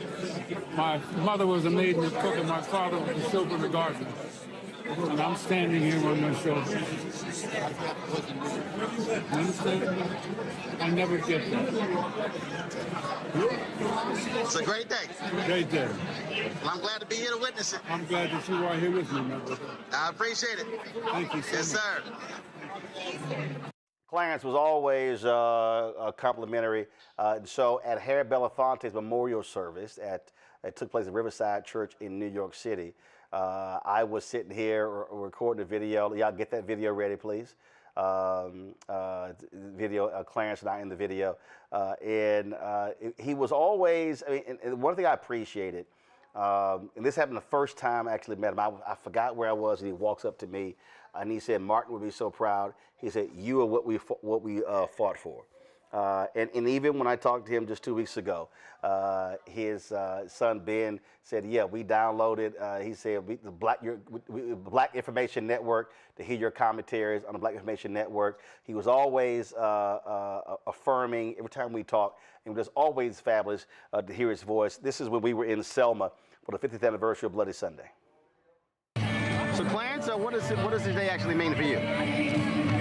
Today's an extraordinary day, Roland, because earlier I watched the march, and I saw an outpouring of African Americans, a lot of young African Americans, and they were holding up placards, and many of the placards talked about voting. In fact, one sign said, "We're not afraid to vote. We're not afraid to vote." Okay?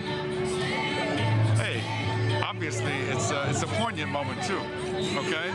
Because there are lots of people, a lot of people known, but a lot of people unknown. Hosea Williams is not here. Okay, James Bevel is not here. Okay? A lot of people that I know work 24/7 to make this day happen are no longer with us. All right?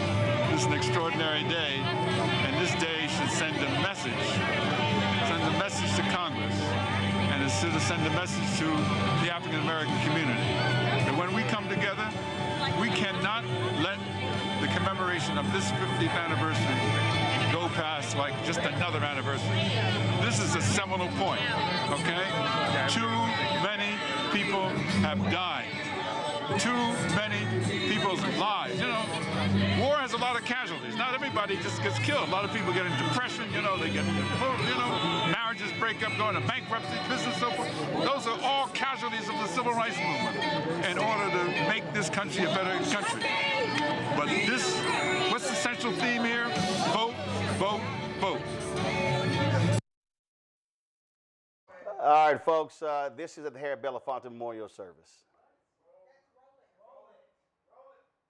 I'm here at the Harry Belafonte Celebration of Life with the legend himself, Clarence Jones. Always good to see him. Looking good, looking clean, and the ladies still falling all over him. Roland is my godson, man. A young man I've always been so proud of. And I remain even more proud of him today because I've seen his recent journey. Recent, I mean the last 10 years. This is one bad dude. He embodies the very essence of what it is to be black with integrity in our country today. You know what I just said? I didn't say to be black. I said to be black with integrity. Yes, sir. Thank you. I appreciate it, baby. Appreciate it.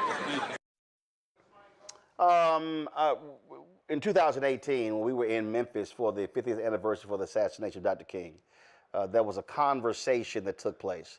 Reverend Jesse Jackson Sr. was on the stage, Quentin James, Tamika Mallory. It was also Gina Belafonte, April Ryan moderated it. It was a fascinating conversation. And Clarence was his usual feisty self. We're going to play that in a moment. I want to go back to our panel here. The thing here, Joe, the thing here, guys, I got it. The thing here, Joe, I go back to what he wrote in his book. Here he was, a corporate lawyer, doing very well, making lots of money in LA, and King meets with him. Dr. King understood he needed bright minds there with him. And Clarence writes that when he goes to this speech, he said he had no intentions on leaving his well-paid law firm job. He said, but King spoke and he called on the best and the brightest to give their talents to the movement.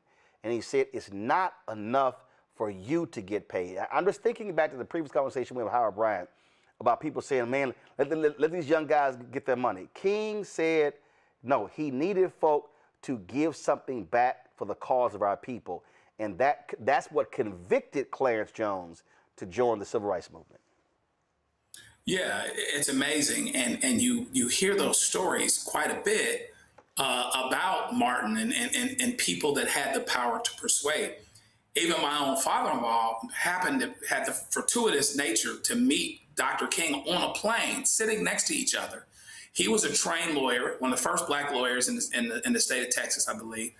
And by the time that conversation was over, he went to his family and said, I've got to move to Atlanta and be part of SCLC. And he ended up being the housing point person for that issue and dedicated his life to the issue. So it takes people like this that make a decision to come out of corporate America, which, I mean, his parents were domestics, et cetera. I mean, he had come a long way. But then he figured out that what the most important thing he could do was, as well as Dr. King persuading him of the same, is to close the gap between those generations, between what his parents had to do and what he was able to do, to stand in and fill that gap so more people could have the future that they wanted. And so this is a true celebration because of his impact. Thankfully, he lived a good, long life. And thankfully, we have more people of all of us. We have to all be reminded that we need to answer the question and the call as to what we're doing to move us forward, regardless of how we may be doing at any given moment. Brian, I alluded to this when we were talking to Ambassador Young. There are a lot of people, a lot of names that we know. But then there's so many people who had major contributions, names we did not know. And so when you talk about Clarence Jones, Stanley Levinson, again, there were people who were, they weren't in front of the microphone. They weren't on the front lines. They were not protesting, but their advice, their counsel, and their expertise played a huge role, as Andrew Young said, in the strategizing, in the implementation of battle plans for the movement. Yeah, absolutely. I agree. You know, some names that some people might not know, but behind the scenes, what they were able to accomplish in moving forward in this society today, it's so prevalent and it's so important. Obviously an icon in so many different ways, but I look at so many people in society today, and there are so many unsung heroes that we haven't heard of as well. But I think no matter what the color of your skin is, you have to ask yourself, what are you doing to help? What are you doing to further whatever movement that you are for? And when you look at Mr. Jones and what he was able to accomplish and the long, great life that he lived, we have to remember that. And moving forward, like I said, it shouldn't matter what color your skin is. It shouldn't matter how old you are. What are you doing to help us further along civilization so that we all can be treated as equals and that we all can have a voice? Certainly that's what Mr. Jones did moving forward, and I certainly appreciate him, and we should certainly celebrate his life. Mustafa? When we come together, those are the words that I continue to have resonate in my brain. You know, when Brother Jones was saying, when we come together, you know, the earth rumbles, you know, the skies open up. And when we believe that we can make change happen, then it becomes a reality. If you're a young athlete, like we were talking about earlier, and when we come together, we make change happen. You know, if you are someone who's interested in being in the political process, when we come together, we can make sure that we have the representation at all levels of government that helps to make change happen. But the main part of it is that when we come together. So I will always remember those words, and I'll make sure that I incorporate those as I share with others across our country. On the night of April 4, 2018, there were conversations that took place. There was this fantastic conversation Tamron Hall moderated with Reverend James Lawson and Congressman John Lewis. The second panel was a conversation with young and old, including Tamika Mallory, Quentin James, Clarence Jones, Gina Belafonte, Reverend Jesse Jackson Sr. There was another gentleman, I do not have his name, April Ryan was a moderator of that. And when Clarence got an opportunity to spoke, let's just say he didn't hold back. I think one of the most important, enduring mandates from the legacy of Martin Luther King Jr. is we have to pause a little bit and pay a little bit more attention to facts. Huh? No fake news. Facts, F-A-C-T-S. Okay. And we have to do that, look at facts within the prism of the history of how we got to be where we are today. Now,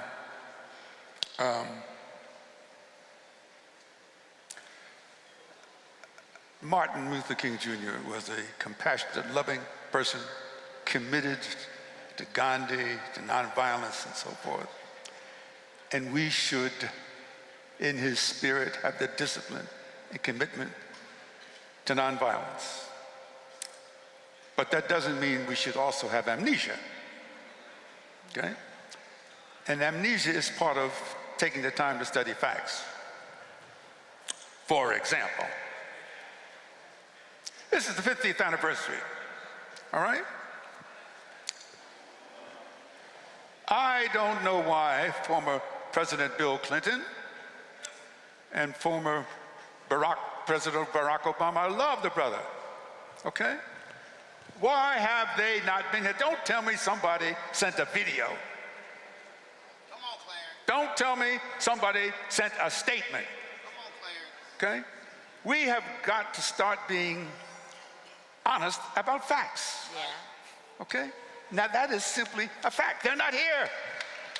All right, I want to stop you one second. Listen. What about this president? He's the policymaker. Do you put an onus on him as well, on this president? Hold on. No. That's not what I'm saying. I get you.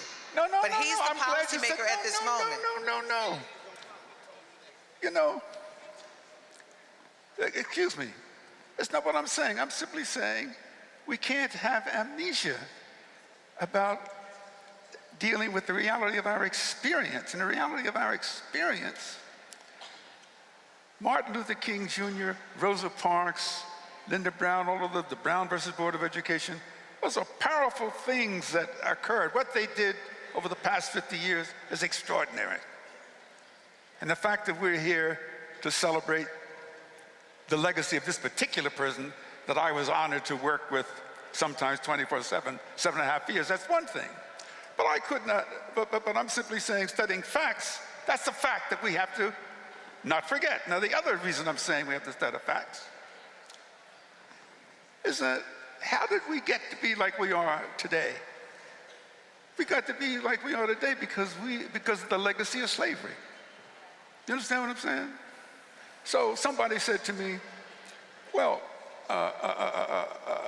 not every white person in America is a racist. No, actually said, not every white man, as the question was, is a racist.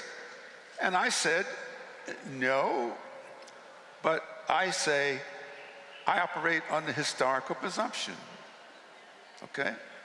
Until proven otherwise, based upon the history of what I've seen in this country, is be an exception for any white male in this country not to have racism and put it into himself. That doesn't mean I'm calling every white person a racist. I'm just dealing with the reality.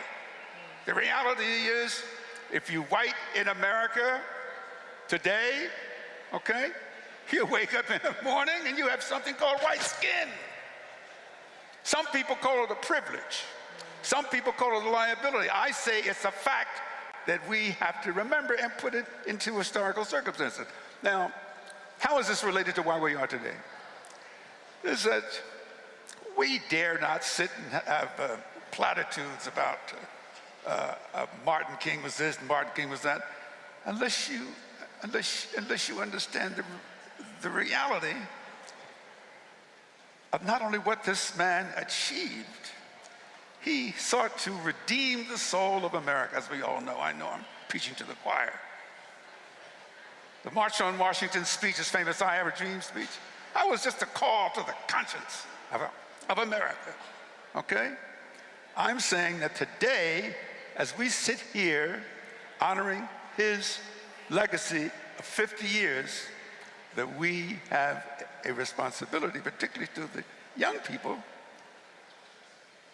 to maybe get them to look at things as I believe he would have looked at them presumptively. And I don't want to take too much time, except I was fortunate. The firm I was with, I represented James Baldwin, not his own little lawyer, but I was James Baldwin's lawyer. And as a course of that, I had spent a lot of time talking to Jimmy. And one of the things that was so profound about my conversation with Jimmy, he would say, you know, Clarence, he said, you know, Negroes, black people are extraordinary people. I said, I know that, I know, Jimmy. He said, no, you don't understand. He said, we are the most extraordinary people in the history, in all of human history. I said, well, Jimmy, that's a little deep now. He said, the reason I say that is that we as a people have such deep capacity to love, to care and forgive. Because what other people on the face of the earth, he would say, would have 240 years of slavery, be enslaved and still have the capacity to love your slave master. What bitch could do that? That's why we are extraordinary people. So when I say, getting back to facts, that's my shorthand way of saying,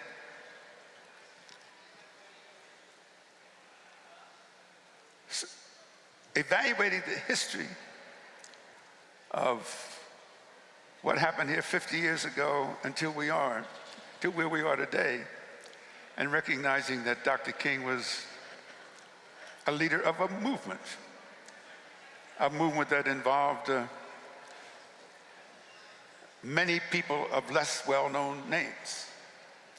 You know the name Abernathy, and you know the name of Jesse Jackson and so forth, but you may not know the name of James Orange, you know?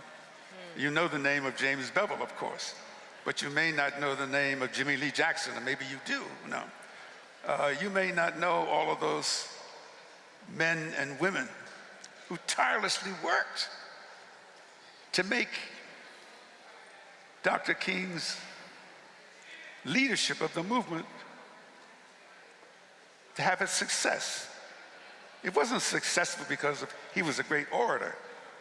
It was a success because of the courage of Anita Boynton walking across the Edmund Pettus Bridge. Right, that's right. Okay? It was a success. Where's my success is because of Diane Nash. Yeah. Okay? And this icon here, James Lawson. Okay? And that man sitting right there, you know why the Democratic Party got representation before they didn't have it before? Okay?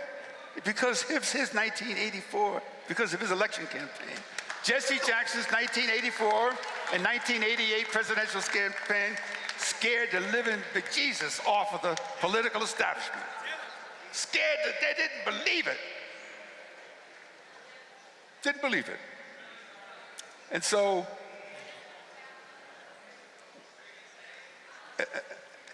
we have a responsibility to talk facts and reality. And I'm sorry if I came down very hard, but I really feel this. I feel very pained.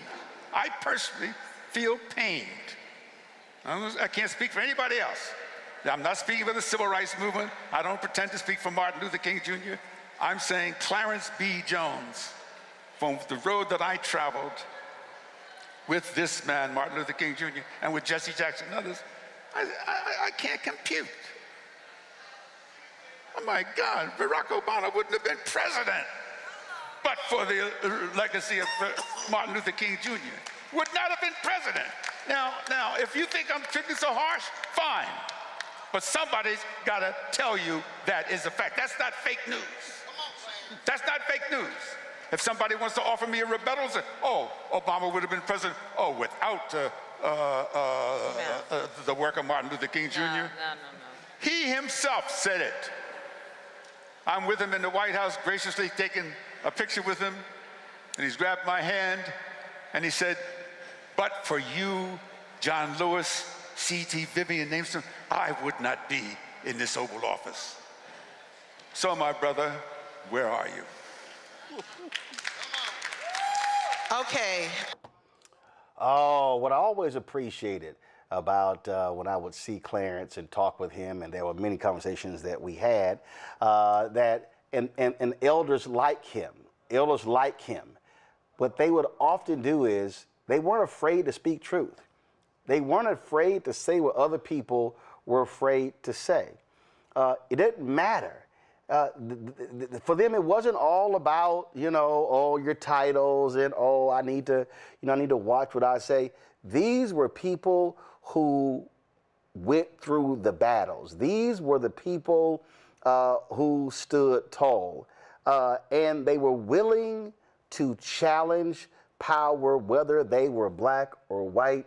And that, to me, is the lesson that we have to take away from the likes of Clarence Jones and so many others. And when I reflect on when I was going through all of these photos, Mustafa, and I was pulling my videos, that night in Memphis, 2018, Congressman John Lewis was on that stage, now an ancestor. Reverend James Lawson was on that stage, now an ancestor. Reverend Jesse Jackson Sr. on that stage, now an ancestor. Clarence Jones on that stage, now an ancestor. I came across a photo of Bernard Lafayette, now an ancestor. In fact, Reverend Jackson, Bernard Lafayette, Clarence Jones, we lost those three in the last 3 months. Those titans, I mean, when you talk about the people who were closest to Dr. King, the last left is I would say Ambassador Andrew Young. You have Bob Brown in North Carolina.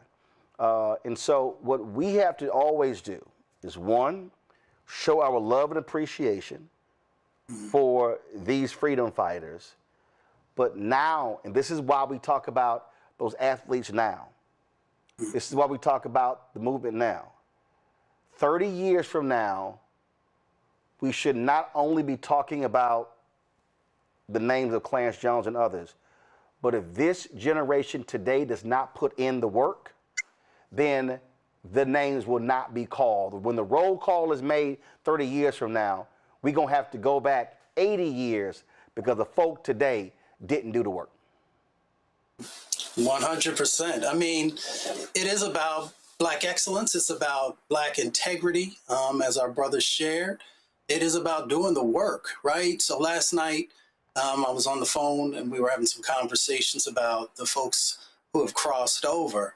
And the question became, who are the young lions and who are the young lionesses who are stepping forward? And of course, there are some that we see in the news and in the streets, but others have a responsibility as well. So one, we got to make sure that we're passing the baton, but we also, something has to be inside of you that says, I am going to make sure that my community continues to be uplifted and it continues to move to higher heights. And that takes work, that takes organizing, that takes dedication. And we've got to make sure that, folks understand that, this is not easy. None of this work has ever been easy. Any of those great leaders that you just mentioned and others, they had to put a lot into it, time away from family, health challenges because they didn't focus on themselves. And yes, well, hopefully today, we have better opportunities for folks to take care of themselves, but there is still a price to be paid. And most folks don't want to pay the price. But the price also means that you are a person of integrity, that you are a person of excellence, and you've earned that. So I look forward to the next sets of generations. So many of us work with those folks who are coming up. But we need more because it can't just be a handful of folks. It has to be truly a movement filled with all kinds of folks bringing different types of skills, but it comes back down to that integrity and that excellence, which is really those core elements that will determine if you are going to actually be transformational or not. When we were in Montgomery, Joe, in the aftermath of the Supreme Court Louisiana versus Callais decision, the call was out and they said, we need a new generation of civil rights lawyers. We need a new generation of people who are not just securing the bag in so many areas. Because the battle that we are in today it is a social battle, it is a moral battle, it is a political battle, and it is a legal battle, and we need everybody on the battlefield. It's wonderful to have the privilege to do work actually good for the soul. And so there is something to being able to carry the torch forward. There's so many ways to carry the torch forward, for sure. But fundamentally, people need to be involved. Lawyers need to be involved. Community organizers need to be involved. Educators need to be involved so that truth is actually being taught. There are so many roles for us to play for us to contribute to moving us forward. And so there's no reason why anyone with the mind to do so cannot do so. And what I want to encourage people is not everybody's a civil rights lawyer, and that's okay too. Yep. But there are ways that we can all contribute starting now. And starting is information, conversations in your household, in your domain, in your areas, in your churches, etc., and really moving things forward and aligning with churches, aligning with organizations that truly are moving forward, churches that are actually doing the gospel when it talks about doing justice, not just the gospel about, oh, I'm sitting still and I believe something. Your belief is going to turn into action if it's true belief. And so we have to have an all hands on deck approach to move all of us forward the best way that we can. And this is the time to do it. There's never been a more urgent time in our lifetimes. Brian, when I think about Andrew Goodman, Michael Schwerner, when I think about Viola Liuzzo, when I think about James Reed, William Lewis Moore, I mentioned Stanley Levinson. There were others.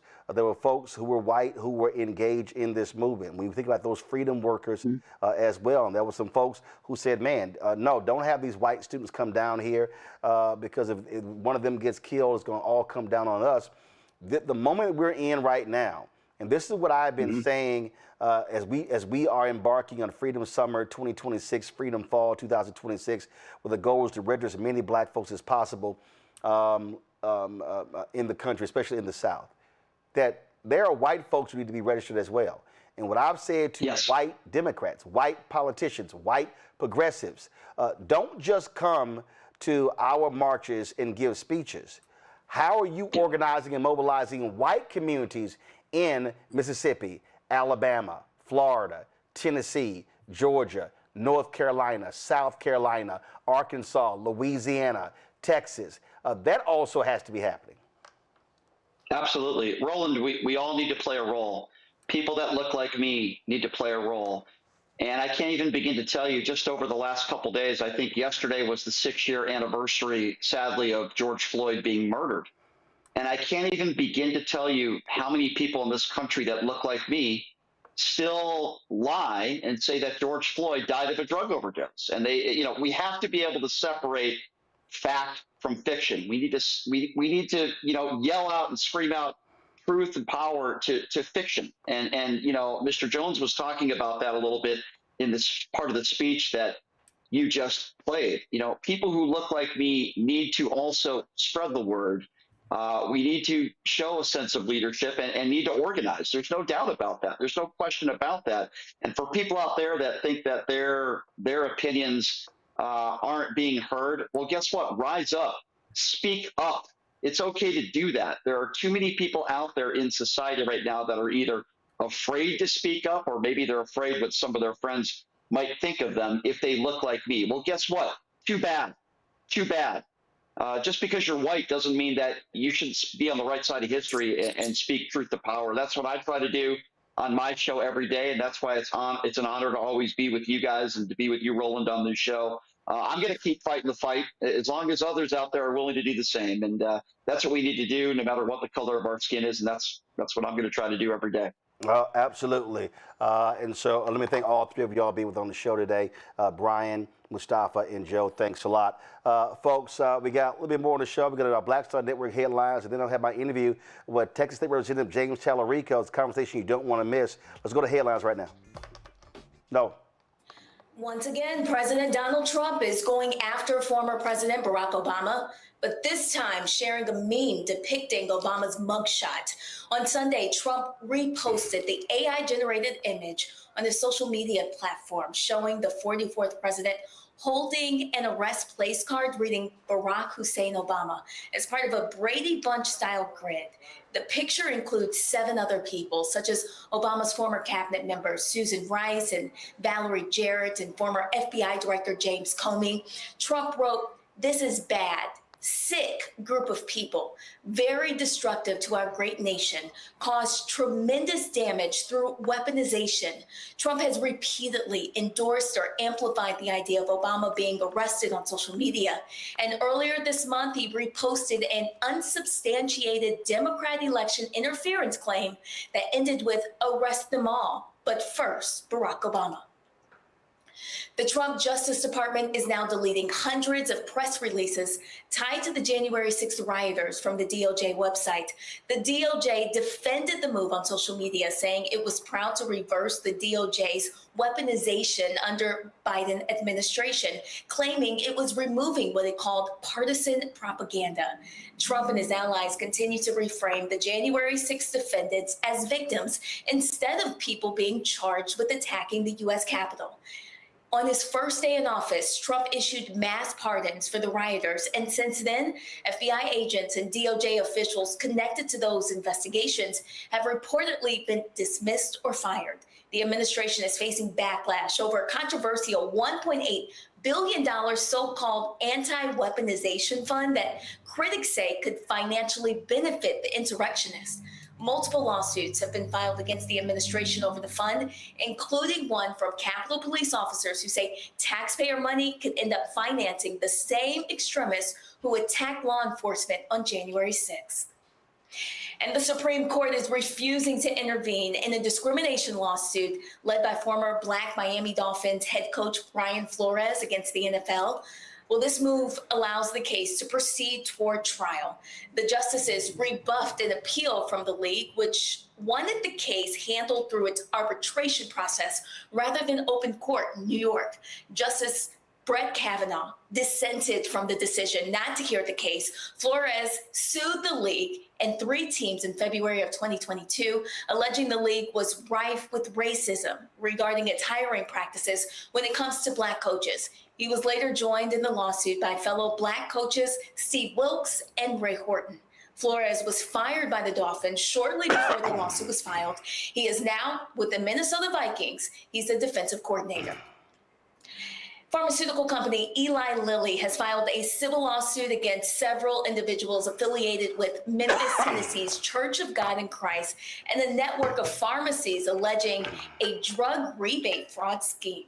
The lawsuit claims that between 2020 and 2025, the Kojic Church and its affiliated organizations, Drug Place and Community Health Initiative, defrauded Eli Lilly out of more than $200 million by submitting false rebate claims for Trulicity prescriptions. The church has denied any involvement in the alleged fraud and has said it's cooperating with the investigation. Eli Lilly is now seeking an injunction, restitution, and additional damages. 5 consecutive years of growth in enrollment at Maryland's Morgan State University are paving the way for new housing at the HBCU. State officials have approved new leasing agreements, adding over 300 student beds starting in the fall of 2026. Morgan State University says the expansion is a key part of its long-term housing strategy, reflecting its commitment to supporting student success and community growth. Having already added more than 1,800 beds through recent projects, the university hopes to house more than 5,400 students by the fall of 2026, representing more than 46% of the student body. Plans for additional housing upgrades are scheduled for the fall of 2028. And the jazz world is mourning the loss of legendary tenor saxophonist, 95-year-old Sonny Rollins. Rollins died Monday afternoon at his home in Woodstock, New York, according to his longtime representative, Terry Hint. He released more than 60 albums over 7 decades, including the groundbreaking 1956 classic saxophone Colossus. He also earned acclaim for albums like Way Out West and The Bridge. Rollins continued performing well into the 80s before retiring in 2014 due to health issues. And throughout his career, he earned 3 Grammy Awards, Kennedy Center honors, and an honorary doctorate from the Juilliard School. Former President Barack Obama honored Rollins twice in 2011, presenting him with the National Medal of Arts and later celebrating him at the Kennedy Center honors at the White House. Folks, don't forget to watch The Breakdown, Brittany Noble, every day, noon Eastern, right here on the Black Star Network. Again, The Breakdown, Brittany Noble, every day, noon Eastern on the Black Star Network. It is Election Day. Polls have closed in Texas today, where, of course, on the Republican side, you have U.S. Senator John Cornyn going against Texas Attorney General Ken Paxton for the United States Senate. Whoever wins that race is going to face Texas Representative James Tallarico for the United States Senate. I had an opportunity to catch up with him last week. Here is our conversation. Representative Tallarico, glad to have you back on Roland Martin Unfiltered. Let's jump right into it. What do you make of Donald Trump endorsing Ken Paxton, especially in light of this unbelievable, shocking plea deal his office cut with this man who sexually molested a boy, only getting a day in jail? You know, I was part of the bipartisan majority in the Texas House of Representatives that voted to impeach our corrupt attorney general, and more of his corruption is coming to light. But I honestly don't think it matters who comes out of this Republican runoff, because both Ken Paxton and John Cornyn have sold us out as Texans time and time again. Both of them are far more interested in serving their billionaire mega donors than serving the people of Texas. Both of them are two sides of the same corrupt coin. So our campaign already knows who we're running against. It's those billionaire mega donors in this corrupt system. And John Cornyn and Ken Paxton are both just symptoms of that disease. And so we're going to stay focused on running against this broken system, this broken politics, this broken economy, because I think that's really at the heart of the matter. You talked about corruption, and New York Times is reporting Trump's Commerce Secretary Howard Lutnick gave $5 million to House Republicans right before he testified regarding Epstein. Donald Trump, massive amounts of trades, and the slush fund for people who were insurrectionists on January 6th. And I'm sitting here going, okay, Cornyn, Ted Cruz, all you law and order people, where y'all at? I mean, it is amazing how Republicans in the House and the Senate are completely silent, missing in action over what is blatant corruption by this administration. Trump's sons becoming partners in the companies that are getting billions of dollars in defense contracts. I mean, the raping and pillaging of the American Treasury is just astounding. That's exactly right. And this hurts all of us. You know, corruption is not just illegal in many instances. Not only is it immoral, but it's also what's holding all of us back. It's why we can't afford anything. It's why we can't seem to get ahead no matter how hard we work. It's because the system itself is rigged against us. it's rigged in favor of the people at the very top, the billionaires, the puppet politicians who serve them. And so that's exactly why Ken Paxton and John Cornyn exemplify this corruption, because they have used their public offices, their positions of public trust, to serve their mega donors rather than serving us.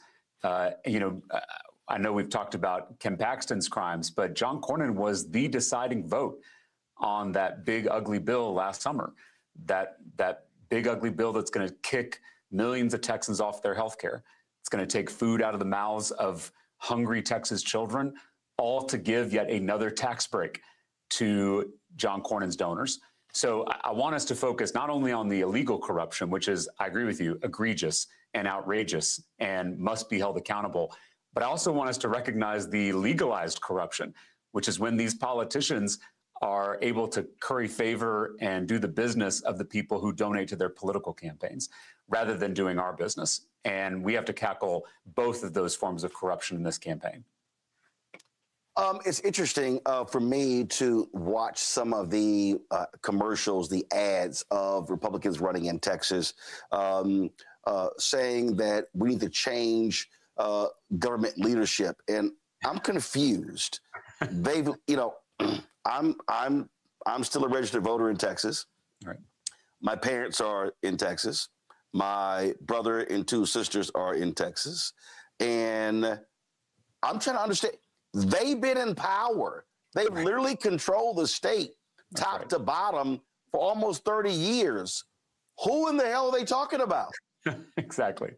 No, that's right. And this is what the point I've been trying to make on the campaign trail is one party rule is always bad, whether it's the Republican Party, which is what we've had in Texas for 3 decades, or whether it's the other party, whether it's in blue states, because one party rule always leads to extremism and corruption because there's no accountability, because there's no competition. Competition is a good thing. It's good in business, it's good in sports, it's also good in politics, because when politicians feel like they've got to compete for every vote, when they're kept on their toes, that leads to better public policy. Roland, you know that I was able to flip a Trump district in Williamson County, Texas, back in 2018. I was part of a group of 12 Democrats who flipped red seats in the state house. And after we did that in 2018, in the very next legislative session in early 2019, suddenly the Republican Party in the state legislature was focused on improving public education and raising teacher pay and expanding health care. So they were on their best behavior because they were worried that they were going to get kicked out of office. And so that's why it's so important that we have competitive elections. That's why it's so important we protect voting rights and we ban these racist redistricting maps, because when people don't have a free and fair election, politicians are able to serve their billionaire donors, are able to consolidate wealth and power for themselves at our expense. And so, yes, this one-party rule is why we have the corruption we have in the state of Texas. You talked about flipping a seat, a Trump seat there in Texas. What we have seen over the past couple of years, we've seen Democrats have success across the country in similar situations, a tremendous turnaround. In fact, in Texas, we've seen local school board races where people are turning back these Moms for Liberty right-wing zealots who were banning books and things along those lines. You got on the national level, you got these progressive podcast bros saying Ken Martin needs to resign, where Ken Martin keeps saying we have to invest top to bottom. We must invest in national races, state races, and local races. What do you sense is going on in terms of when you see these Democratic wins that don't get attention on the national level, but clearly mayoral races in Miami, in Boca Raton, and other places? What do you think is going on here where Democrats are seeing success in these lower level races? And in Tarrant County, Texas, Fort Worth, Texas, we were able to win a district in the state Senate that Donald Trump won by 17 points in the last election. And so we're seeing this across the state of Texas, across the country. There is a backlash to the extremism and the corruption that people are seeing in our government. It includes people who voted for the president in 2024, including a lot of young people across the state of Texas who voted for Donald Trump because they thought he was going to lower costs. They thought he was going to end the forever wars. They thought he was going to release the Epstein files. They thought that he was going to finally put working people first by draining the swamp. And on all counts, he has done the exact opposite. He has raised prices. He has started new forever wars. He has, done his best to keep the Epstein files redacted and hidden, and he has gone further and made the swamp even bigger in Washington, D.C. And so people are feeling disillusioned, and it's incumbent upon me as the Democratic nominee in this race, it's incumbent upon our campaign to try to build a big enough coalition of energized Democratic voters and people who are feeling disillusioned on the other side. That's exactly how we won that state Senate seat in Tarrant County, and I think it's going to be how we win this U.S. Senate seat in Texas in November. Obviously, you have to put together a broad coalition. Democrats have not fared well in these Senate races. The closest they got was Beto O'Rourke against Ted Cruz, where he got within 2.5 points of winning. We see in Texas has the most eligible black voters of any state in the country. We are seeing where Latino voters angry with what has been happening with ICE and other policies that have been trending back towards Democrat. And so in terms of, so how are you attacking this knowing full well you have to put together a coalition, a significant black turnout, significant Latino turnout, as well as getting a white turnout, knowing full well that you've had Republicans that have dominated among white voters? You're exactly right. We have to build a big tent. We have to have a big coalition if we're going to pull this off, if we're going to win Texas. And I have experience doing this. You know, we talked earlier about how I flipped a Trump district in Williamson County, Texas in 2018. And in our district, we had historic black turnout. We had historic Latino turnout. And we were also able to peel off Republican voters who were feeling left behind by the Republican Party. And we did all those things, and it added up to a 51% coalition, enough to win the seat. And we're going to do that statewide. We're going to have historic black and brown turnout. We're going to have to make sure that young people are showing up. And we're going to have to compete out in rural Texas, where we may not win every county, but we are at least building our coalition so that we have enough people to win in November. That's going to be the playbook for winning this race in Texas. Obviously, when it comes to black voters, you ran against Congresswoman Jasmine Crockett in the primary. You beat her in the primary. And look, there's going to have to be work there to get her supporters to back your candidacy. And so what has that outreach been? What does it look like? And not only that, just yesterday, I had a Black Men Vote on my show, and they had a survey that was done of more than 1,600 black men between the ages of 18 and 45, and talking about their concerns, their issues, very specifically, talked about that 19, 20%, some people given that black men voted for Donald Trump. And so, what is the message that you are speaking to African Americans in Texas that will get them to not only vote for you, but vote for you in significant numbers?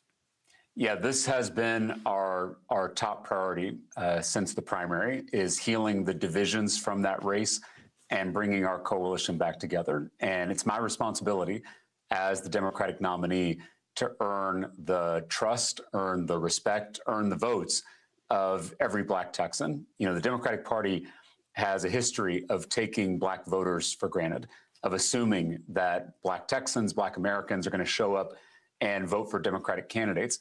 The fastest way to lose any election is to take voters or take communities for granted, to assume that they're just going to support your party or support your candidate.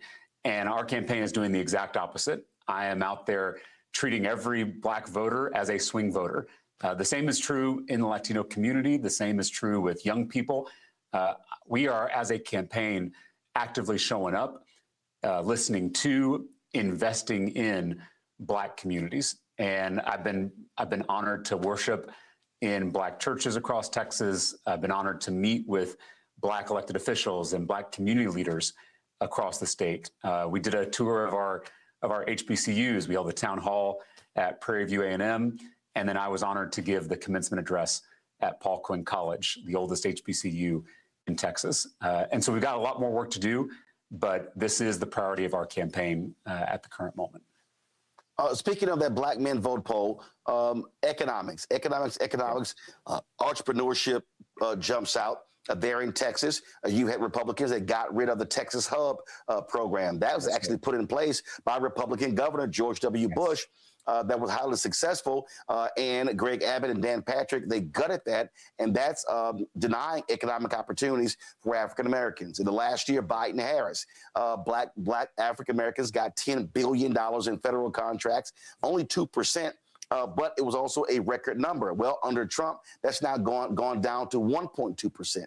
And so speak to what your plan is if you were elected to the United States Senate to drive economic opportunities, entrepreneurship opportunities, providing pathways to access to capital for African Americans, because that's the one thing a lot of folks, younger folks, millennials and Gen Z are really focused on, being entrepreneurs, being owners. That's exactly right. And it's getting so hard to do that. I had a roundtable with Black business leaders in the Dallas-Fort Worth area, and I heard directly from Black business owners about the pressures from this new tariff regime that's making it even harder for small business owners. You mentioned the HUB program being eliminated. That has also added extra burdens and denied a lot of young Black entrepreneurs from getting the capital that they need. And so, yes, this is a major concern that I'm hearing across the state. It's something I care a lot about because, as you know, when Black businesses are successful, our Black communities are successful. And they are actively, our current leaders in the state of Texas and nationally are going after our Black businesses. They're also going after HBCUs. Something I heard a lot about at Prairie View A&M was the disparity in funding between HBCUs and institutions with similar percentages of low-income students. And so we are actively preventing young Black Texans from achieving their fullest potential, from giving the gifts that they were created to give. And as an educator, as someone who started his career in public service teaching Black and brown students on the west side of San Antonio, this is deeply personal to me. These are my students that are out there struggling to get a degree or start a business, and our government, our public policies are holding them back. And it's why I think we need a teacher in the U.S. Senate. We need a champion for all Texans, for all of our communities, representing us in the halls of power in D.C. You mentioned earlier the racist gerrymandering that's going on, voting rights as well. We see the attacks on the Voting Rights Act. And so Texas was ground zero for Donald Trump stealing 5 seats that led to this battle that's going on all across the country. And so how are you making the case to voters? Because one of the things, because what I keep saying is that you can't just talk about losing political power. What you have to talk about is that when you lose political power, when you go from 4 African-American members of Congress in Texas to 2, that's loss of millions and billions of dollars flowing back to communities because if those are Republicans, they're not going to have the same agenda as Democrats, especially Black Democrats, for Black communities. That's exactly right. It's not just political power. We also lose economic power. These two things are inextricably linked. It's why last summer, I, along with my Democratic colleagues in the Texas House, broke quorum to shine a national spotlight on these racist redistricting maps that systematically dilute the voting power of Black and brown Texans. And because we did that, we got a lot of heat. We were threatened with removal from office. We had bomb threats and death threats.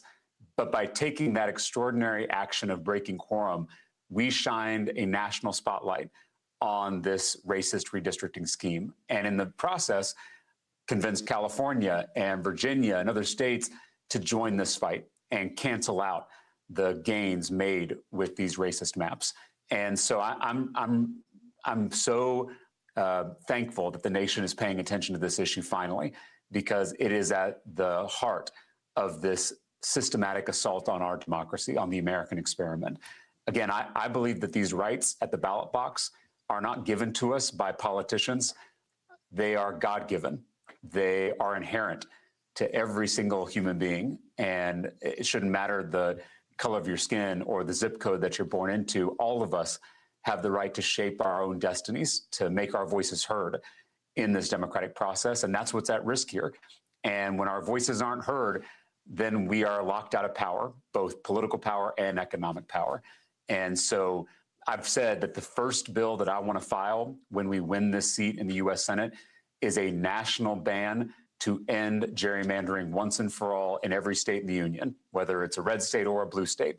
I've also said that we should pass the John Lewis Voting Rights Act. We got to do these things at the very beginning. There are a lot of issues we face: education and healthcare and jobs and the economy, all critical issues. But none of those things are going to get better until we pass comprehensive political reform, until we fix the system itself. And that has to include a ban on racist gerrymandering schemes like the one we have in Texas, and it should include federal voting rights protection like we see in the John Lewis Voting Rights Act. Housing is a critical issue. Because of the home foreclosure crisis in 2008, 2009, we built fewer houses between 2010 and 2020 than we did since the 1930s. Here we are in this next decade, and we're still behind housing. What specifically is your plan when it comes to affordable housing? Because it's a serious issue in Texas. We've seen skyrocketing home prices. Homes that normally would be in $90,000 to $150,000 now cost $250,000, $300,000 to buy. Roland, you'll know the term starter home. I was chatting with the Gen Z members of our campaign team. I'm like the oldest person on our campaign team, which is a good thing. But I was talking to them about housing policy, and we were developing our platform around this issue. And I used the term starter home, and I just got blank looks from every Gen Z member of our team. The idea that you could afford a home in your 20s or in your 30s is a completely foreign concept now. We talked about the economic obstacles in the way of Black Texans, particularly Black young Texans. Gen Z, they were promised that if they worked hard, if they played by the rules, if they went to school, if they studied, that they could live the American dream.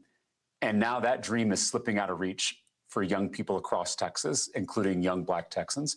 And home ownership is an essential part. It is a cornerstone of that American dream. Because just think about it. If you can't afford to own a home, then it's harder to start a family.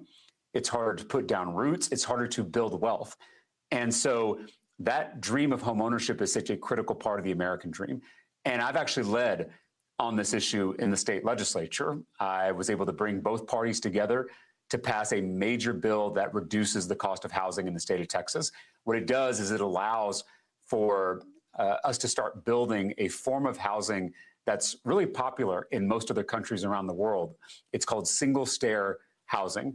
But here in Texas, our outdated building code requires that new housing developments, whether they're apartments or condos, have 2 stairwells.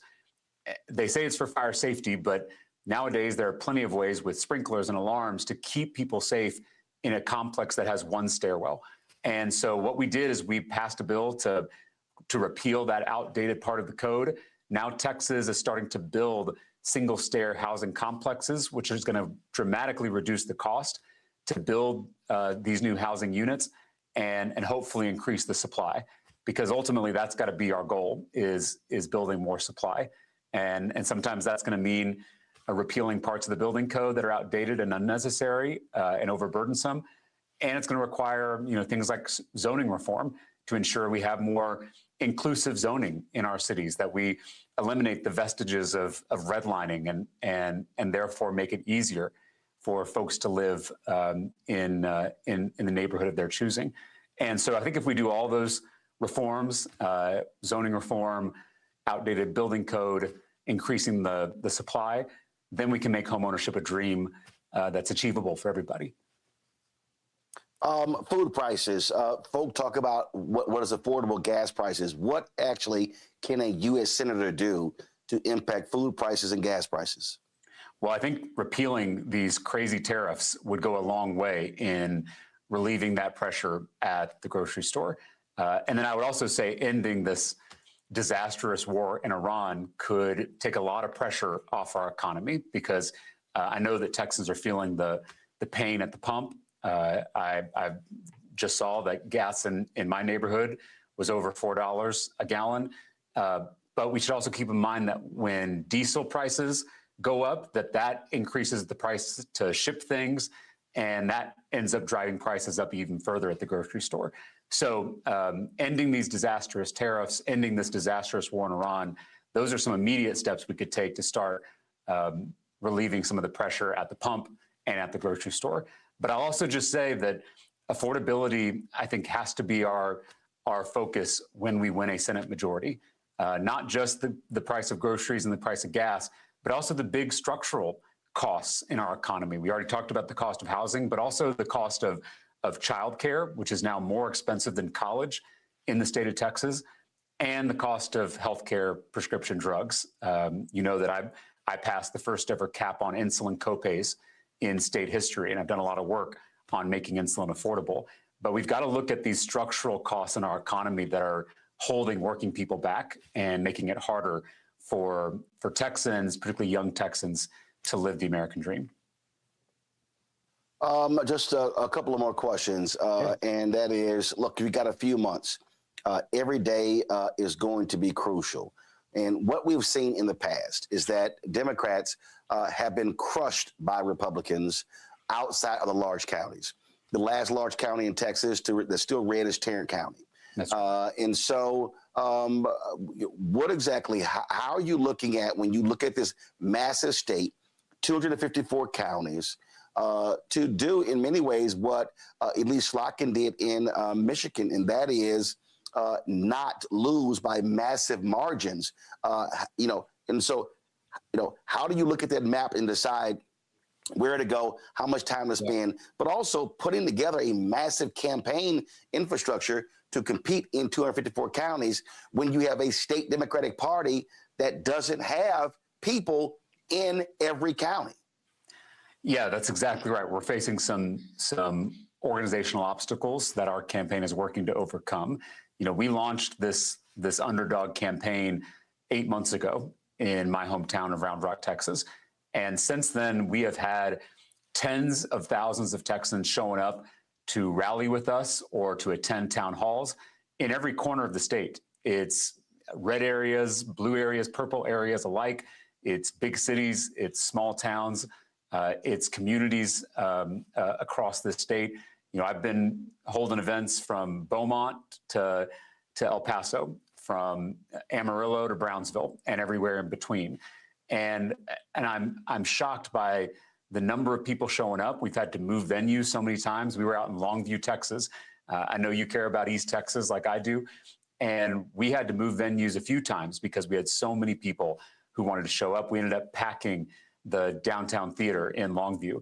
We're going to be barnstorming the state, in the next week or so, now that the general election is kicking off. So showing up in all parts of Texas is critical to earn the votes and earn the support of communities across the state.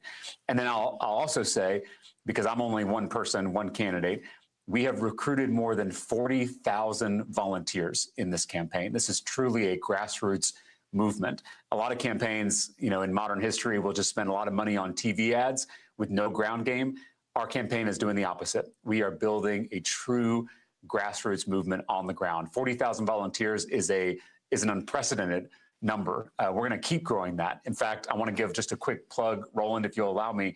This summer, we're going to have a paid fellowship program for young Texans, and actually young people across the country, who want to learn the nuts and bolts of modern campaigning, who want to learn how to organize, who want to learn maybe how to run for office themselves one day. They can go to jamestallarico.com /join to learn about this fellowship program. And I'm hoping that we're going to have hundreds, maybe thousands of young people descending on the streets of Texas to knock doors and make phone calls and send text messages and register voters. It's going to take a true grassroots movement to pull this off. And then the last thing I'll mention is Texas is an expensive state. And so if you're going to reach everybody, you've got to have the resources to do it. And I am so proud that our campaign has already shattered grassroots fundraising records, all without taking a dime from corporate PACs. This is a people-powered movement that we're building.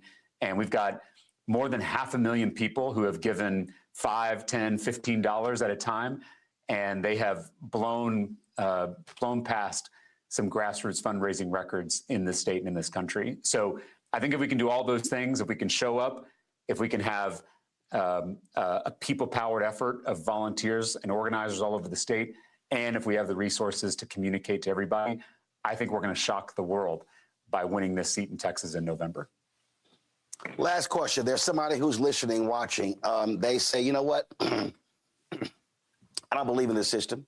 I don't believe my vote serves any purpose. It has no value.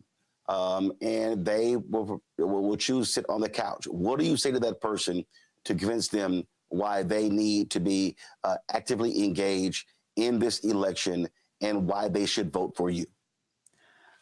You said that a lot of people think that politics is corrupt, and you're not wrong about that.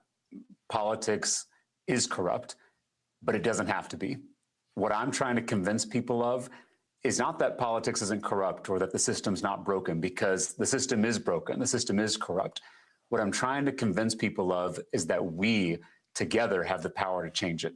They wouldn't be trying so hard to stop you from voting if your vote didn't matter. And so, yes, I know that things are dark right now. I know that. But a little bit of hope is a dangerous thing. Inside every cynic is a wounded idealist. And so I am trying to speak to the wounded idealists all over the state of Texas, all over this country, because I really do believe that when we're together as one team, we are unstoppable. I know big money is powerful. I know that. But it's nothing compared to people power. And that's what we're doing here in this race, in this year, in this state. And so I hope that although there's plenty of reasons to be cynical, that people can dig down and find the last bits of hope that are left, because I think that's exactly what we need to pull this off, to change this country and transform this broken, corrupt system. All right. Representative James Tellerico, we surely appreciate it. Thanks a lot. Thanks, Roland.